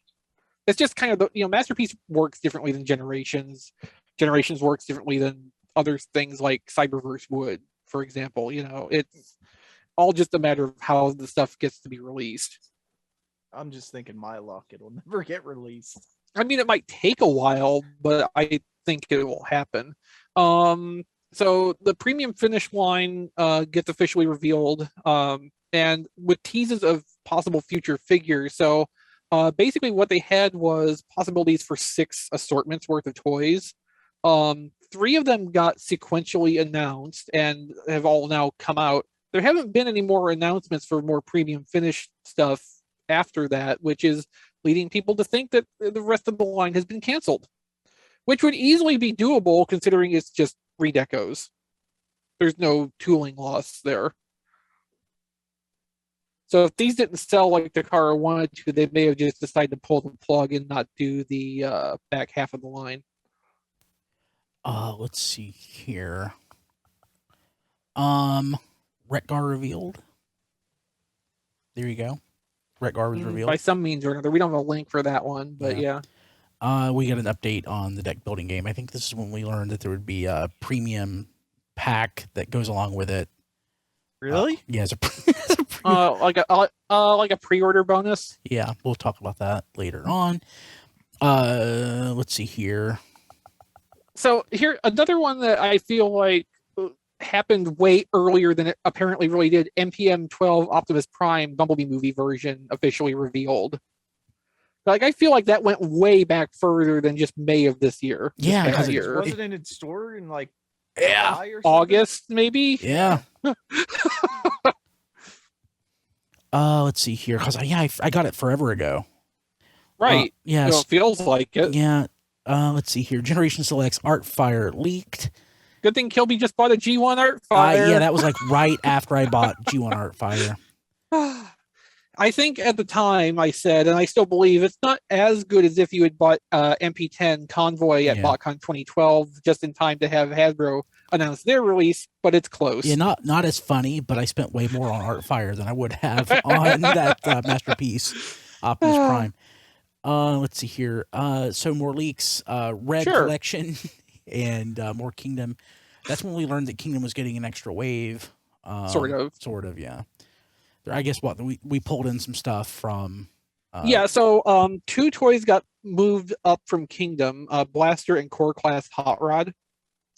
We didn't find out about Core Class Hot Rod until much later, though. So then they split what was originally going to be Wave 4 of Kingdom Deluxe into 2 waves. So that's why Pipes and Slammer are only just hitting stores now. Yeah, let's see here. May 2021, Fan First Friday reveals. Oh, the Steelbook of Transformers the movie, 4K edition came out. We got official looks at Slag, Nah. That was this also when they showed Perceptor and Leader Starscream in their very, very early test shot phases? Yeah, it's always Starscream. That sounds like Starscream's a little different since Coronation Starscream. Yeah, since I mean the base toy is done. Test shots still run the same either way. Yeah, that's true. And we got the Shattered Glass Starscream. Look at that. When's that ever coming out? I don't know. Soon. Yeah, so we got. Yeah, I mean it's hit retail in Southeast Asia, I think, at this point. So it can't be that I much don't remember seeing that. Okay, it's a recent development. Also, at the end of May, we got a look at G2 Optimus Prime Toy Hacks kit. So, stickers. For the intent that you would combine the second spoiler pack, Nemesis Prime's trailer, with the Netflix Earthrise Voyager Optimus. And I did, and it looks great.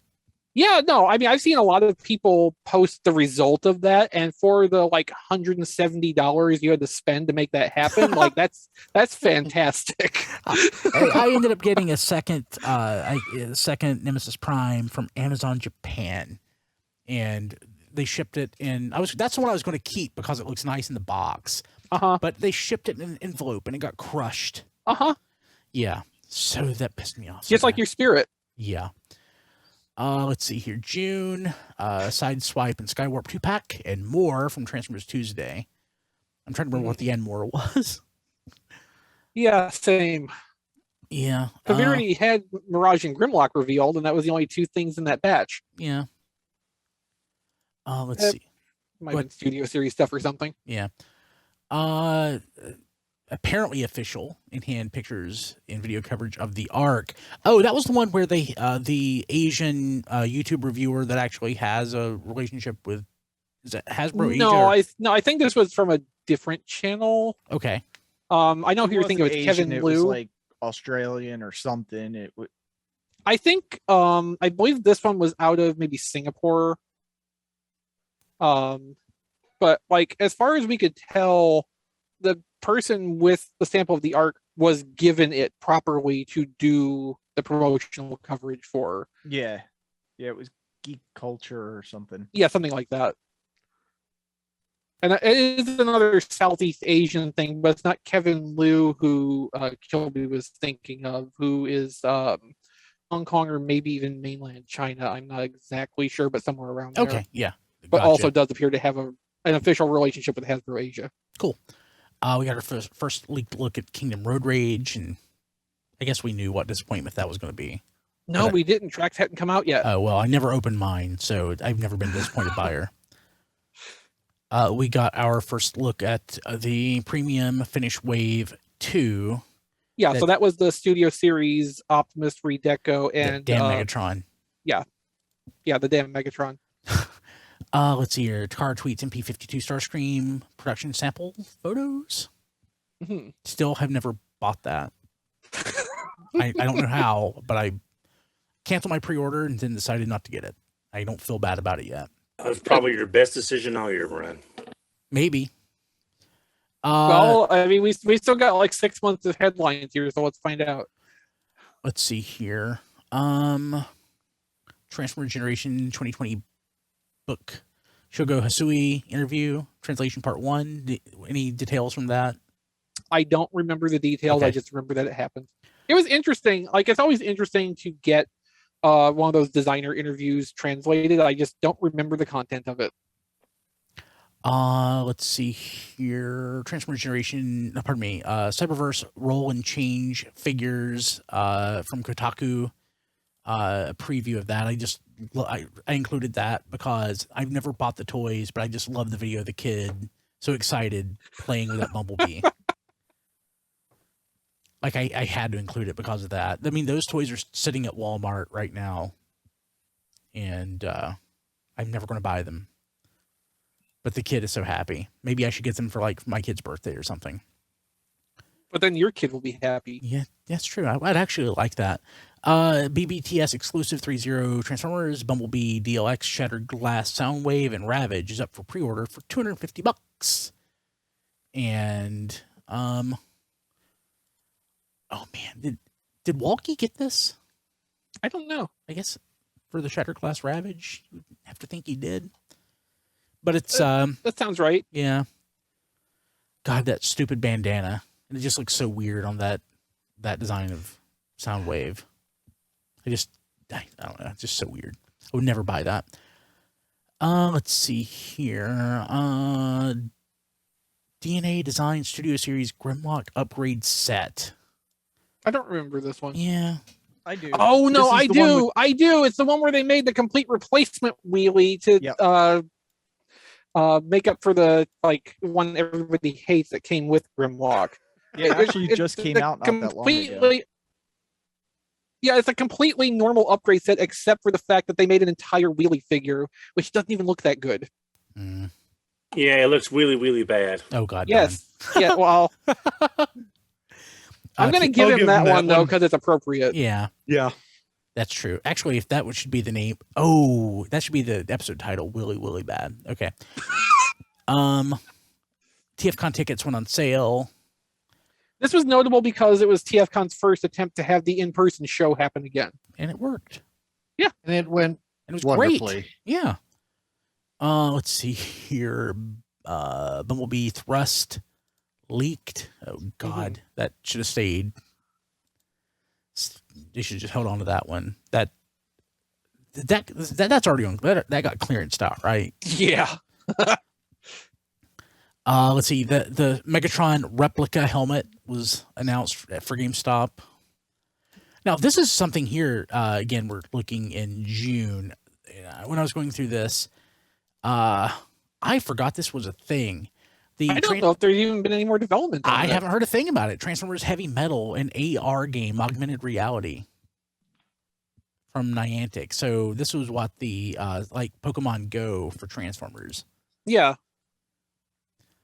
We learned that Road Rage would be a Target exclusive. Not a big shocker since she's red.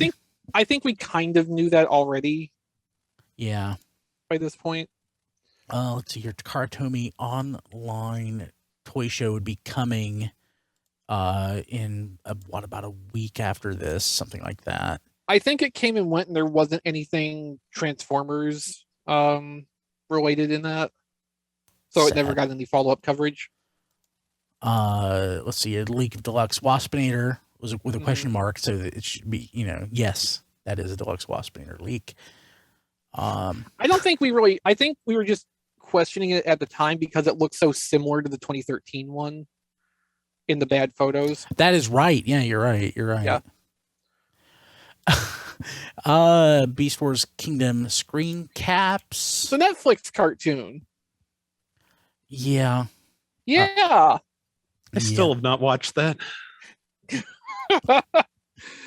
I've watched it 3 times, and other than the disappointing stuff, I can't really tell you anything about it. There are things about it that are better, but I still can't recommend anyone watch it.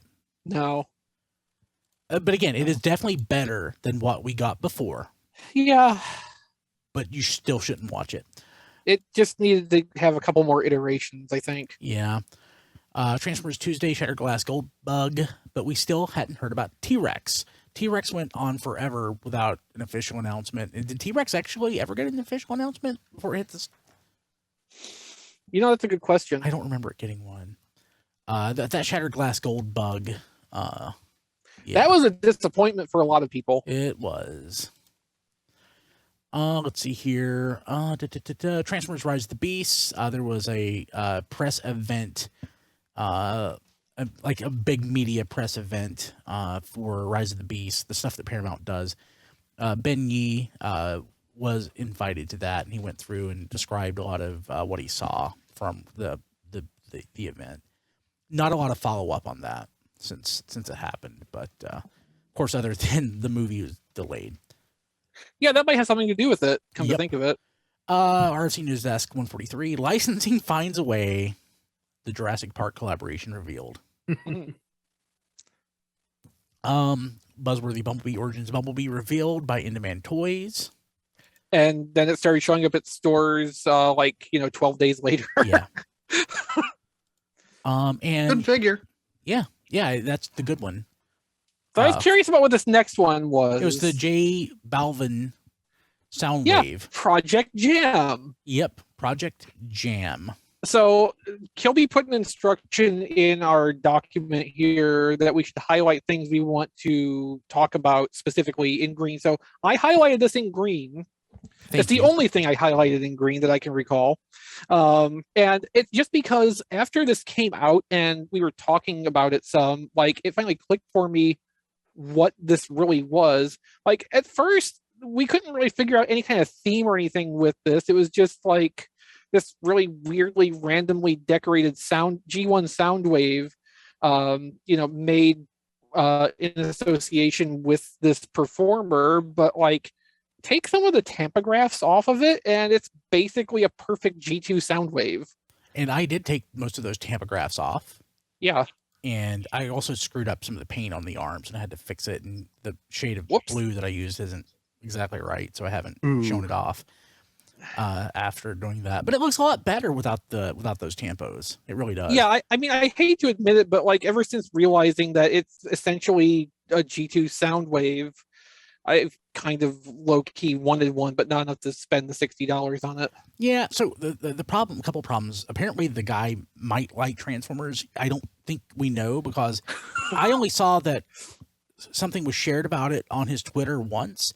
He's apparently huge globally, but nobody knows who he is here in the US. But he didn't, if he loves Transformers, he certainly didn't share it on his Twitter. Yeah, he didn't make a fuss over it. He might have retweeted one thing, or his person might have retweeted one thing. Yeah, but yeah, it just seems like a wet fart, to be honest, when it comes to the collaborative part here, because the whole collaboration thing is, it's supposed to help Transformers reach new people.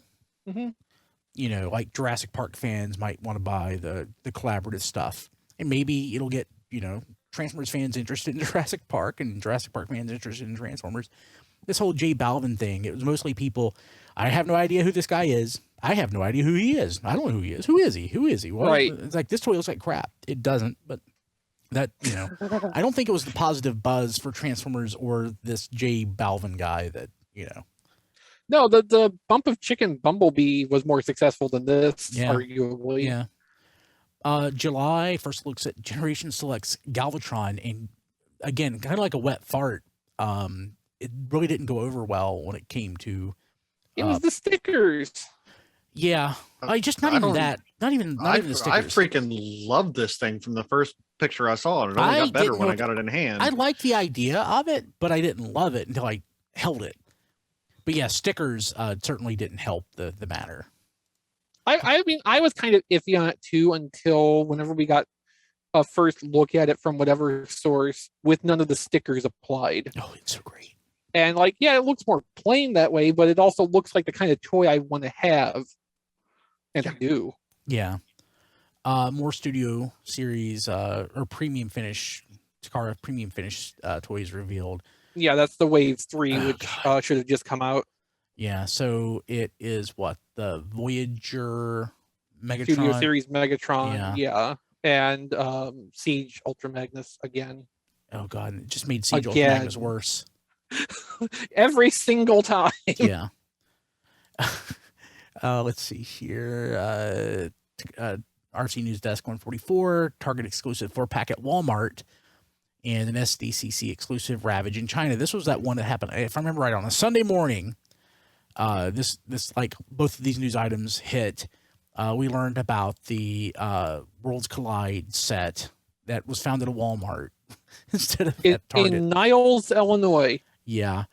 And that Ravage set, the SDCC exclusive, we saw that. And that pretty much, I was excited about both and honestly tried to snag one of each, either through the internet or in person. I'm trying to remember how I actually got that studio. So what do you got? Was it John? Somebody found me the Worlds Collide set, I think. That was probably John. Yeah, actually. Oh no! So that one I actually ended up buying it from a Target like an hour from here. I ordered it online for pickup. I might. Yeah, that was several weeks after it had first come out.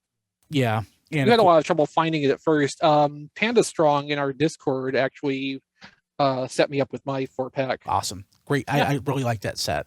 I really like that set. I never did get one. I like it. Well, you didn't want one either. Me either. You just went Fangry. Yeah. And then the SDCC exclusive Ravage was actually being officially sold in China at that point. Sure was. Let's see here. Rad Optimus Primal and Reformatting Megatron figures revealed. They finally came out. They were clearanced or on sale before they actually. Oh yeah, on the website. Released. Yeah. Thank you, Black Friday. Yeah. Yeah. Masterpiece Nightbird. We learned about Masterpiece Nightbird. Looks good. Yeah, which one is awesome too. It's based on the Masterpiece RC, which I actually think is a perfectly fine toy. Mm-hmm. Unlike most of the recent Masterpiece toys, I think she's actually pretty good. And it's specifically a Masterpiece version of a Generations toy. Yeah. Which I like. Yeah, me too. Let's see here. RC News Desk 145, all about bees. There's another buzzworthy Bumblebee set that came out, which I ended up picking this one up. I saw it not long after this, unfortunately, when I was looking for the Worlds Collide set. It's the Studio Series 79 Bumblebee and O2 Stinger together. Yeah.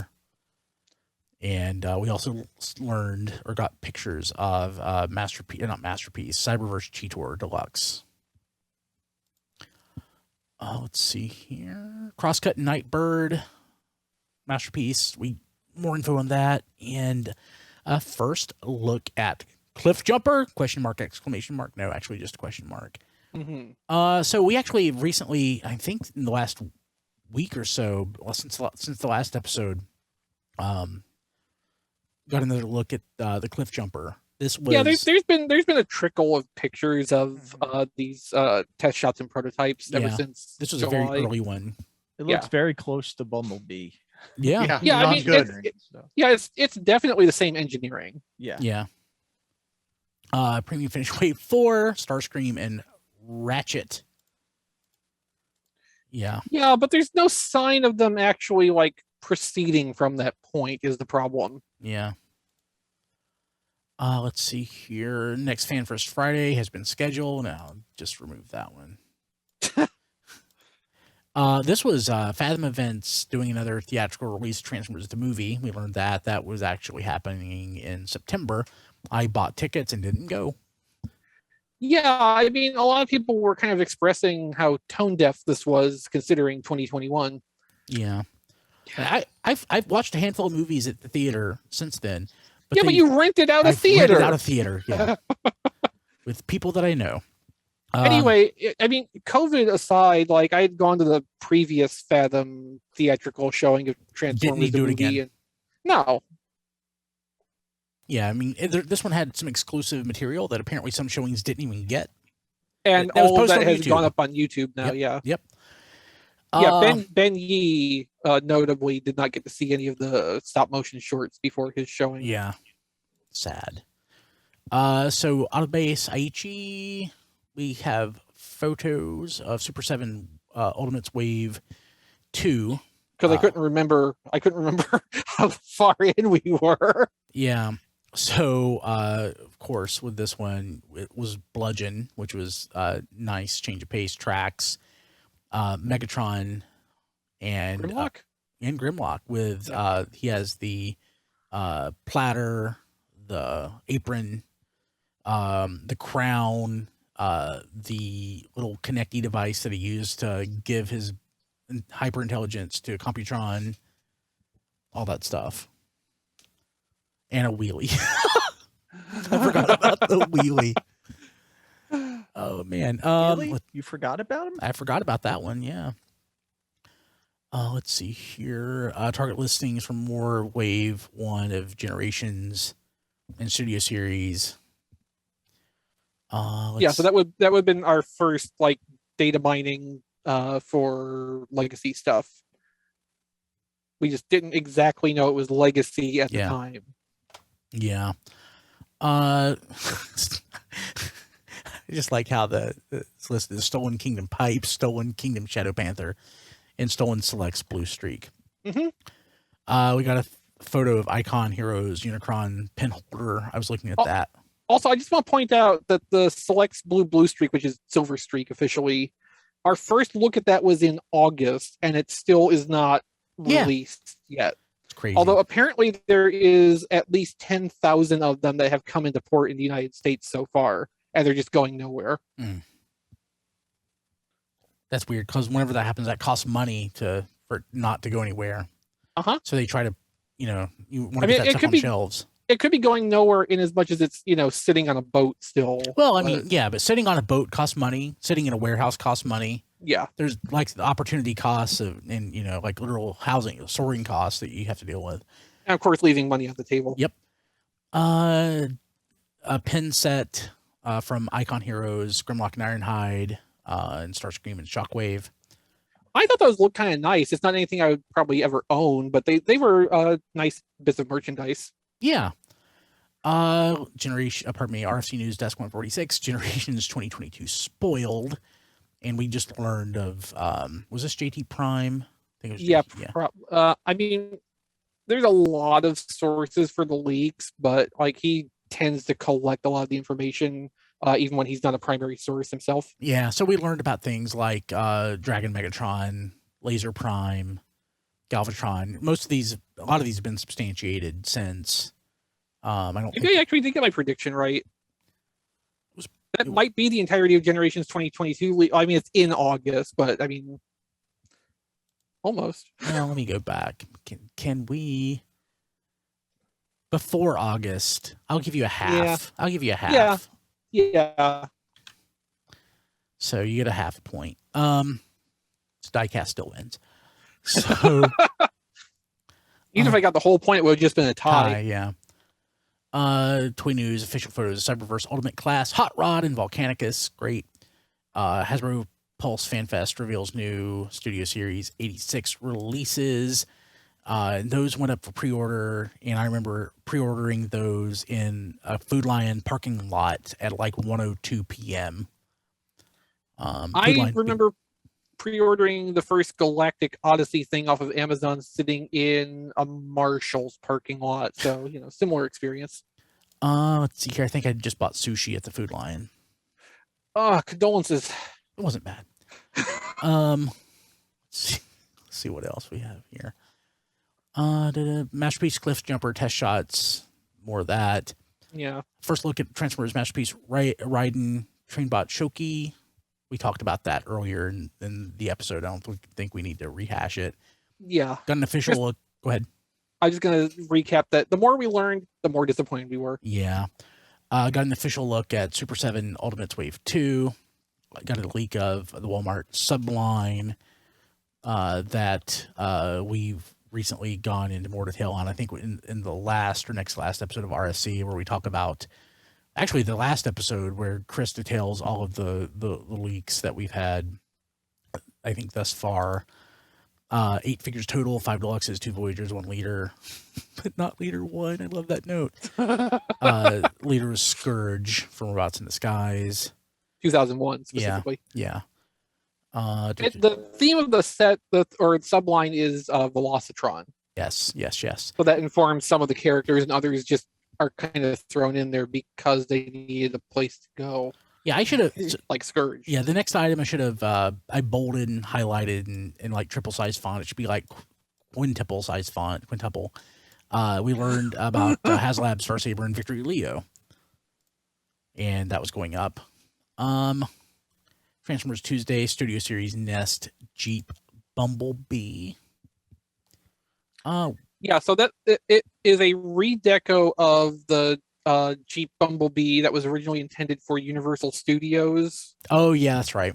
But it instead has been bumped to like Fan Channel, and I think we're still waiting for that to materialize. Yeah. September. Gosh, we're making great time here. Officially revealed. Good. Kingdom Road Rage. Nice. Eagle Moss. Oh man, Eagle Moss. We learned about an Eagle Moss Kickstarter for Transformers chess set, and that was revealed, if I remember right, on a Pulse Fan First Friday or Tuesday or whatever it was. I almost want to say that they had that go at the same time they were talking about Star Saber and Victory Leo. And I was literally the first backer on that chess set. And then you were literally the first person to cancel. Then I canceled it like a couple days later. And of course we'll get there. Actually maybe we won't. Yeah, I don't remember if we did or not. Oh yeah, so it didn't fund. It didn't get anywhere close to Not funding. even close. But a few of the influencer-ish personalities in the UK did get a few samples of the chess pieces for promotional pieces, which are now cherished keepsakes of what was never meant to be. This was a terrible idea in the first place. So Dengeki Hobby got photos of the Ravage set for San Diego Comic-Con that obviously ended up being a Hasbro PulseCon exclusive. Yeah, so Dengeki's coverage of it was because the Takara Tomy Mall orders were going to be going up for the Japanese distribution. So that was to promote that specifically. Also in September, first look at Transformers Kingdom Deluxe, Shadow Panther, and Waspinator packaging. Draculus, RFC News Desk 148. Draculus was revealed and the fall toy season begins. Draculus, of course, this was announced in September, and it'd been great if we could have had that in October, but we sure didn't. He hit what in December? Late November, yeah. Yeah, but he's a Target exclusive.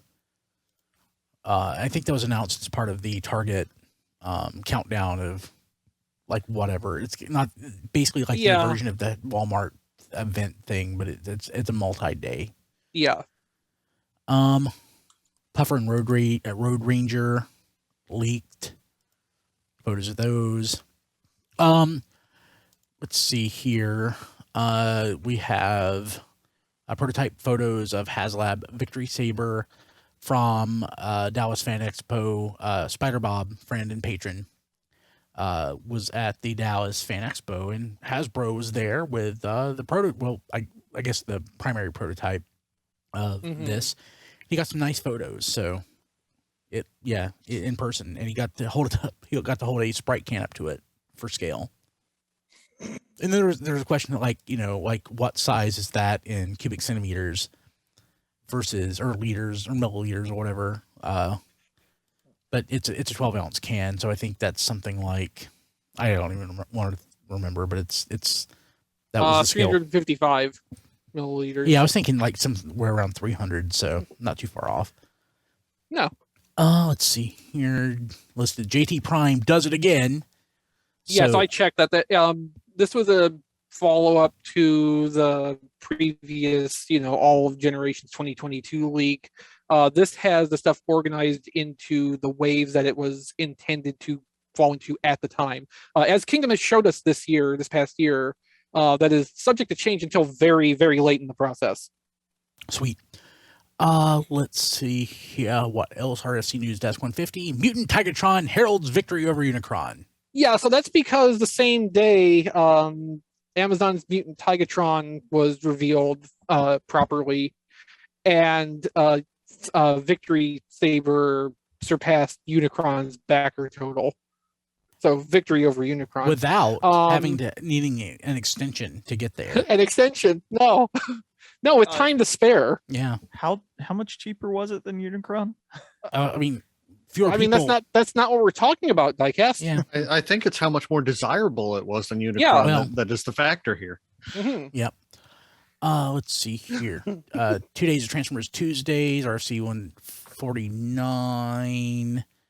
Let's see here. That again, Puffer and Road Ranger, Jackpot, Yeah, so basically what happened that week was so Amazon's Golden Disc collection is the equivalent to their Galactic Odyssey collection from 2020. We were expecting after Puffer and Road Ranger were revealed that we'd be waiting a few weeks or a month until the next one, but no, they did all of them over the course of 4 back-to-back days. That was weird, but nice. Yeah, it was nice to get all that out in the front. Yeah. Let's see here. Modern Icon Soundwave helmet, the GameStop exclusive dealio. Still hasn't come out yet. Still not out. Yeah. Okay, so moving to October. Hooray! Yay. RC News Desk 152, Masterpiece Shoki First Look. We talked about this in the top Yeah. top of the show.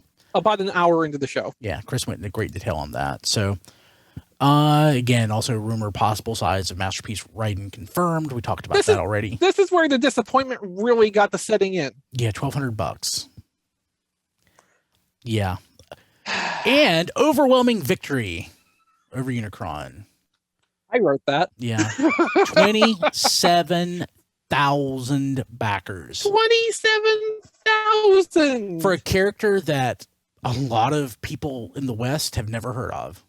And Yeah. did we have a bet about how many backers there were and who would be closest? Was Diecast? Were you the one? Diecast, yeah, he won that bet actually. Yeah, he said like 24,000, I think. Yeah. What were the terms of the bet? Oh. Oh, we there were no actual stakes to it. But Oh, okay. Yeah, it was just yeah. I still I'm owe back you. right I still need to get that. I still need to get that toy repainted as Unicron. I want that so bad. I need to figure out how to do that. So Send him a box of Cadbury eggs instead. I still think with 27,000 backers, Hasbro should have sweetened the deal with a fourth unlock. yeah. Here. So 27,000 backers at about $200 each, a little bit less. But I mean, that's around the $5 million total mark that they raised for this, if my math is right. Right? Yeah. So Considering how disappointed pretty much everybody was universally with the 3 tiers that we got, it would have been nice to have a little the something. funny thing is to get the Sky Striker over that hump, they ended up doing like a lot. Yeah, a lot on that base, not even the backer tiers. Like they had to sweeten the pot for the base product, and it really got them over the hump, and it almost got to the 3rd unlock. I wish, and the unlocks were nice for it, like with the added toys, like the ketchup and mustard. Flight crew, flight crew. Yeah, the flight crew looked like the coolest part, but they didn't make that. They didn't make that goal, did they? And I wanted that so bad. So, but but I was like the 3rd backer on that one. Let's see here. Reissue Beast. Yeah, the goals actually got me on that. You got the Sky Striker? Yep. Nice, good deal. That's what they're supposed to do. Yeah. But yeah, I was originally not going to back that. And the extra stuff like the Covert Commander and everything really was like, okay. And they're O-ringed. Yeah. The first Hasbro HasLab for G.I. Joe is not classified. It's a big deal for me. Reissue Beast Wars Tigatron coming soon. Still hasn't. Actually, no, didn't it start to show up? In Canada, it's out at retail, yeah. Yeah. It's nothing here. Transformers Hall of Fame 2021 voting begins. Yay. And the results did come out not too long after that. And like for me, the most meaningful thing is they inducted Guido Guidi into the Hall of Fame. Nice. Like Guido has been like a rock star artist for official Transformers stuff for years and years and years. Fan before that. He's brilliant. Yeah, deservedly so. Yeah, absolutely. A lot of times fans get official work and they don't necessarily pan out. He definitely has. Yeah. And I don't think anybody has I don't think anybody has the range he does. Just he can do so many different styles. It's amazing. Yeah. Yes, like the Drift miniseries from like 2014, like he took over as the main artist like halfway through, and you could barely tell a difference in what the book looked like. He imitated the original art style so closely. So yeah, I just am really pleased and really wanted to give special attention to that. Guido finally got some recognition that he deserves. It's amazing. That way. Yeah. Let's see here. Official first look at Transformers Generation Legacy figures. This was a big deal. Mm-hmm. Yeah, because this is when PulseCon was going on. Yeah, so we got was this IGN, wherever they got posted? Yeah, IGN. A lot of people are happy. A lot of people are not happy. Yeah, it kind I'm of depended somewhere in the middle. Yeah, It depended which figures you looked at. So Bulkhead didn't go over very well. I liked it. I'm one of like a handful of people that actually liked the Bulkhead. Drag Strip looked amazing. Yeah. Skids looks okay. We'll see. Question mark? Yeah. Let's see here. What else? PulseCon 2021 recap. We talked about that.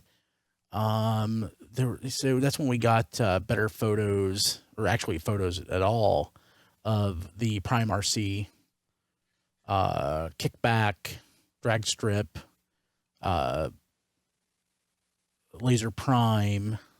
Yeah, because only a few of the toys were covered by IGN in Yeah. their preview.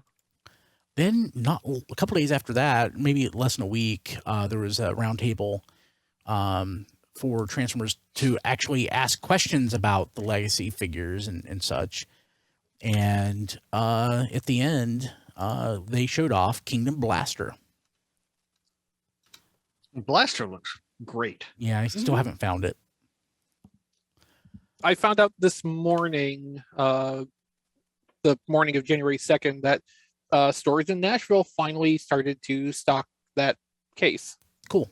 And then it started snowing. Oh. So I'm still here. Let's see here. November deadline posted that Rise of the Beast was delayed till summer of 2023. Which I don't think any of us really were that surprised by. Not really. No. Let's see here. What else? Also November. Hasbro to present at Toy Fair 2022. Actually at Toy Fair at the Javits Center. Yeah, for the first, because they renovated the Javits Center and have more space now. Yep. Of course, the way things are going, I think it's kind of back up in the air whether an in-person Toy Fair actually still happens. Yep. Again. I have my doubts. Transformers Tuesday, the B-Movie Studio Series Wave. We've talked about them a lot lately, and Soundwave has actually started to show up in stores, but the Brawn, Ratchet, Wheeljack, Soundwave, Ravage, and Shockwave. Those I'm are actually excited for all those. Yeah, me too, except for Ravage. And Shockwave. So that Deluxe Wave probably will have a little bit of trouble getting distribution, just because it seems like a lot of Walmarts especially stocked up a bunch on the Gnaw Wave leading into Christmas, and they're still sitting on a lot of that stock. And you got some work to do, Matt. Getting the core class assortment in there in the first place is going to be a matter of Walmart deciding that it's time to replanogram. Well, I was going to say Studio Series actually is different on the planogram than Generations is, so it's got a different spot. So there might be hope for that instead of like it's gonna take Walmart home office to actually send out the new planograms probably before that gets any kind of chance. And then depending how much the department manager actually follows along with it, because I have seen many cases in many Walmarts of things not really being anything like they're supposed to be. Walmart store managers and store management have a lot of leeway to make changes, more so than others. And I like Target, where you have none. I witnessed that firsthand too when I worked for Walmart. The couple of department resets that went through while I was there. Yeah, just to let you know, Chris, there are no more department managers with Walmart. They are area managers, but there's no one directly over the department. It's whoever they have at the time to do the stuff. Well, that would explain why the toy department at my local Walmart always looks like an absolute disaster. Right. So I'm just saying, don't go in and ask to speak to the toy manager. There's not one anymore. So is that like the assistant? Did they like consolidate the assistant manager and the department manager in one role? I think they added the new rank level. Yeah, from what I've been told by friends that work there, that the assistants don't really exist anymore. It's a different job code and they a different call it coach. because I have a friend who's just like Sam's Club. Yeah. So Makes sense. So I'm just saying, if you go there, there's no one really in charge. People are in charge of areas, not specific departments, from what I understand. So you may have trouble finding someone that actually works in toys on a consistent basis. Okay. I cool. osmose information about how the toys work. Don osmoses information about how these stores work. So mid-November, vintage Tigatron stock photos appeared online. Can't wait to get that. Selects Art Fire started hitting GameStop. Mm-hmm. Might actually ship from Pulse, so it should be here soon. Mine should be here tomorrow or Tuesday, I think. Cool. Let's see here. Transformers Cross Adidas, Optimus Prime, and Megatron running shoes revealed. And they're not US. No, correct? they're not US. Yeah. Let's see here. We got a first Victory Saber backer update, the mold layouts, which is a lot of good information. Yeah, I love the backer updates they're doing for this so far, because it's giving us insights into the stuff that usually we don't get allowed to have. So it's been very informative and fun to talk about. It really has. The deck building game ships, but that premium pre-order pack that you're supposed to get, well, two things. One, like those cases of those got shipped to like one person, not one person, but a case per person. So yeah, so normal people didn't get it. I do know, I think it was Matt Cyberwolf, I think was one that got the case and he had sent it back. And I got an email saying that mine was going to ship soon, if I remember right. Me too, Yeah. but I haven't gotten anything yet. And I mean, honestly, I don't care. It's just a cluster that I think is interesting to observe. Yeah, I don't care anymore. I didn't even open the game to look at it. Me neither. But also due to a ransomware attack of Diamond Distribution, like they didn't have shipping information, like no tracking or anything. So it's like, oh, it's supposed to ship.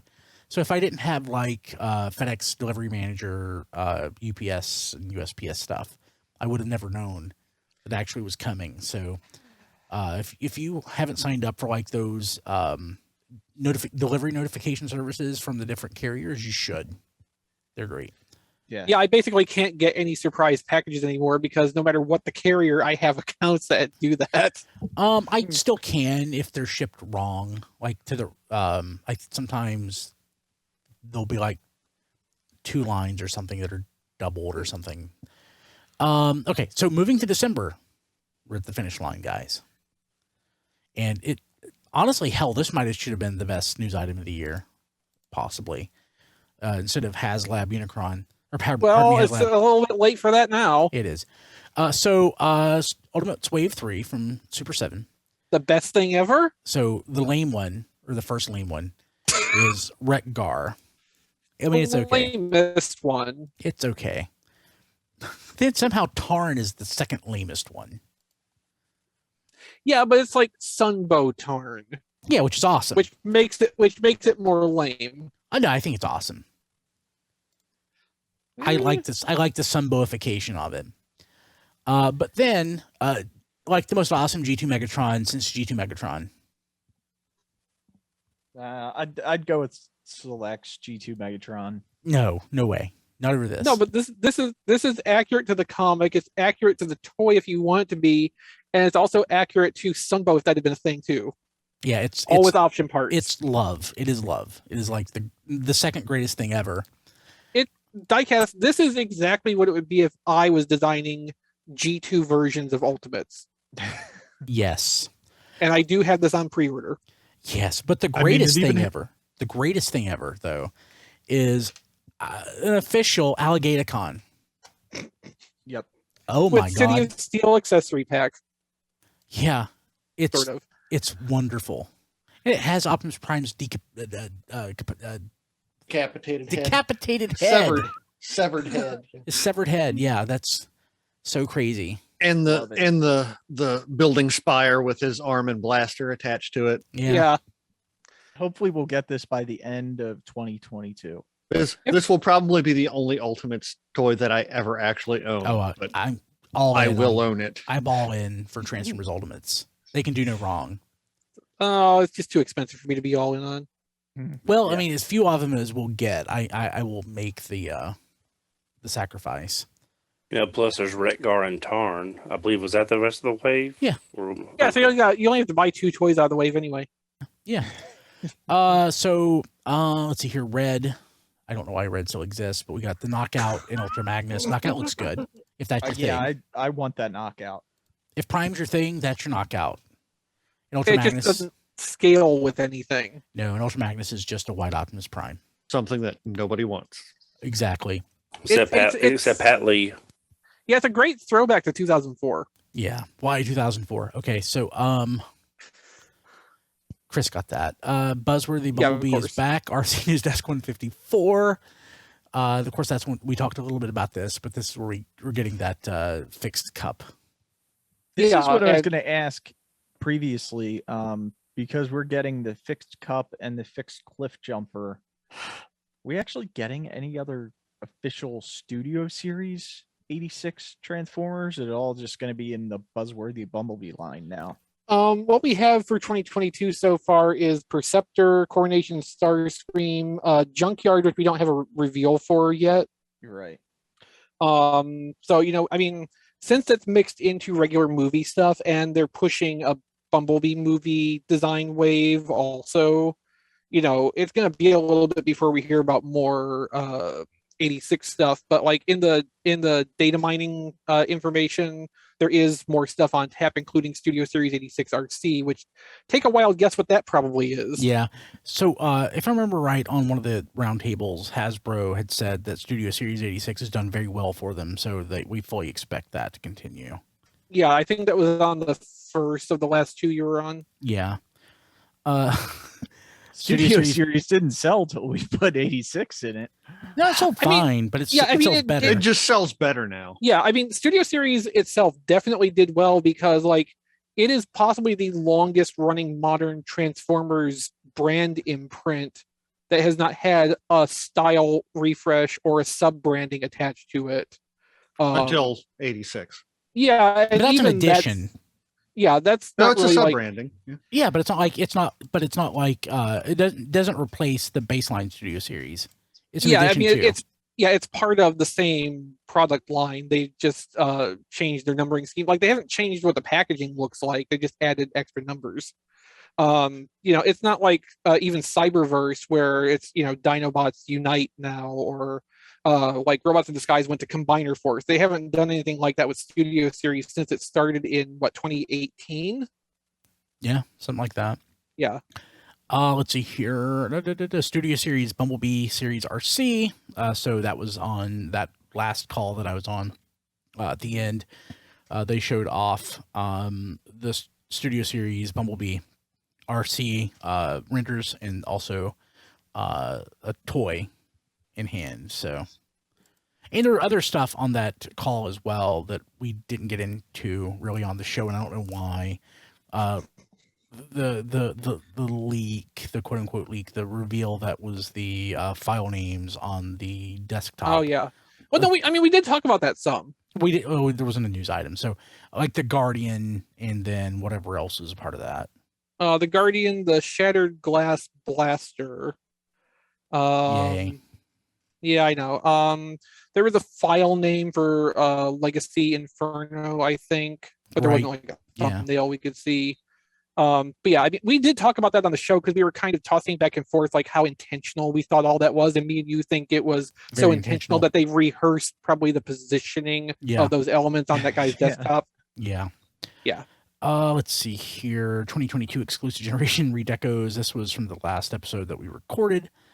Okay. Night Prowler, Buzzsaw, Silver Streak, Guard, the Diaclone Ironhide, and 2022 exclusive list of everything, where we say Hasbro's about to destroy the value of all your 3H BotCon exclusives. We go in. That was my favorite part to come out of that data dump, because like they're doing selects and equivalent stuff based on 3H BotCon toys, and that's really cool, even if I don't like all of those molds. Yeah. And Rise of the Beast toy line leak. We talk about the stuff that was leaked about Rise of the Beast, including the Power Combiners, Power Alliance sets, Smash Changers, Battle Changers, and all the other stuff. And a core deluxe assortment, which we're thinking is probably equivalent to Cyberverse's current deluxes. Yeah. Because this Rise of the Beast will have Studio Series support directly. So that doesn't represent Studio Series deluxes. It's an adjacent deluxe assortment. Of course, at this point, with the movie being delayed until next year, like, it's unclear if this stuff is going to come out along its original time frame, and we kind of hope not. Yeah. That would be unfortunate. Yeah, for the toys. Yes. And for Hasbro. And there'll probably be spoilers to an extent that sometimes Probably. happen. Yeah. Okay, so you might remember better with what happened with Retaliation. Like, they had to release the first wave or maybe two, but then they were able to hold everything else back. So they kind of avoided major spoilers with that. But then, of course, by the time the movie came out, they caught back up. Nobody cared anymore. That tank that made the movie, the Joe tank thing, there wasn't a whole lot from that, if I remember right. Mm-hmm. So I mean, we could be looking at that kind of situation too, where maybe wave one of this is in the pipeline. It was too far along to stop, but we may not see the rest of this toy line follow along immediately. Fingers crossed. Yeah. Guess what? We're done. That was it. We're done.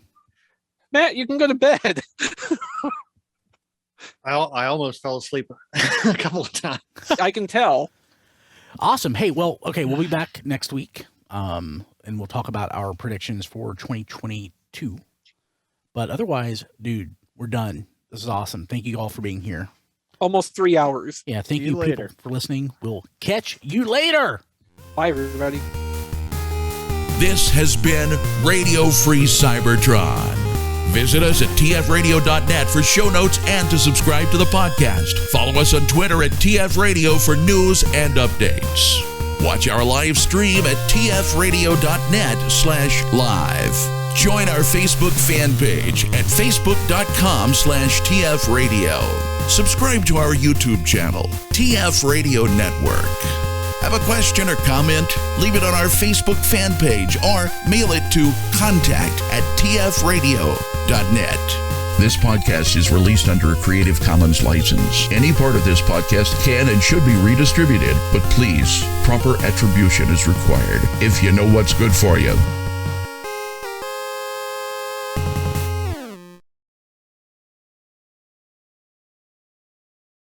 Jeez, when are these guys ever going to move out of their parents' basements?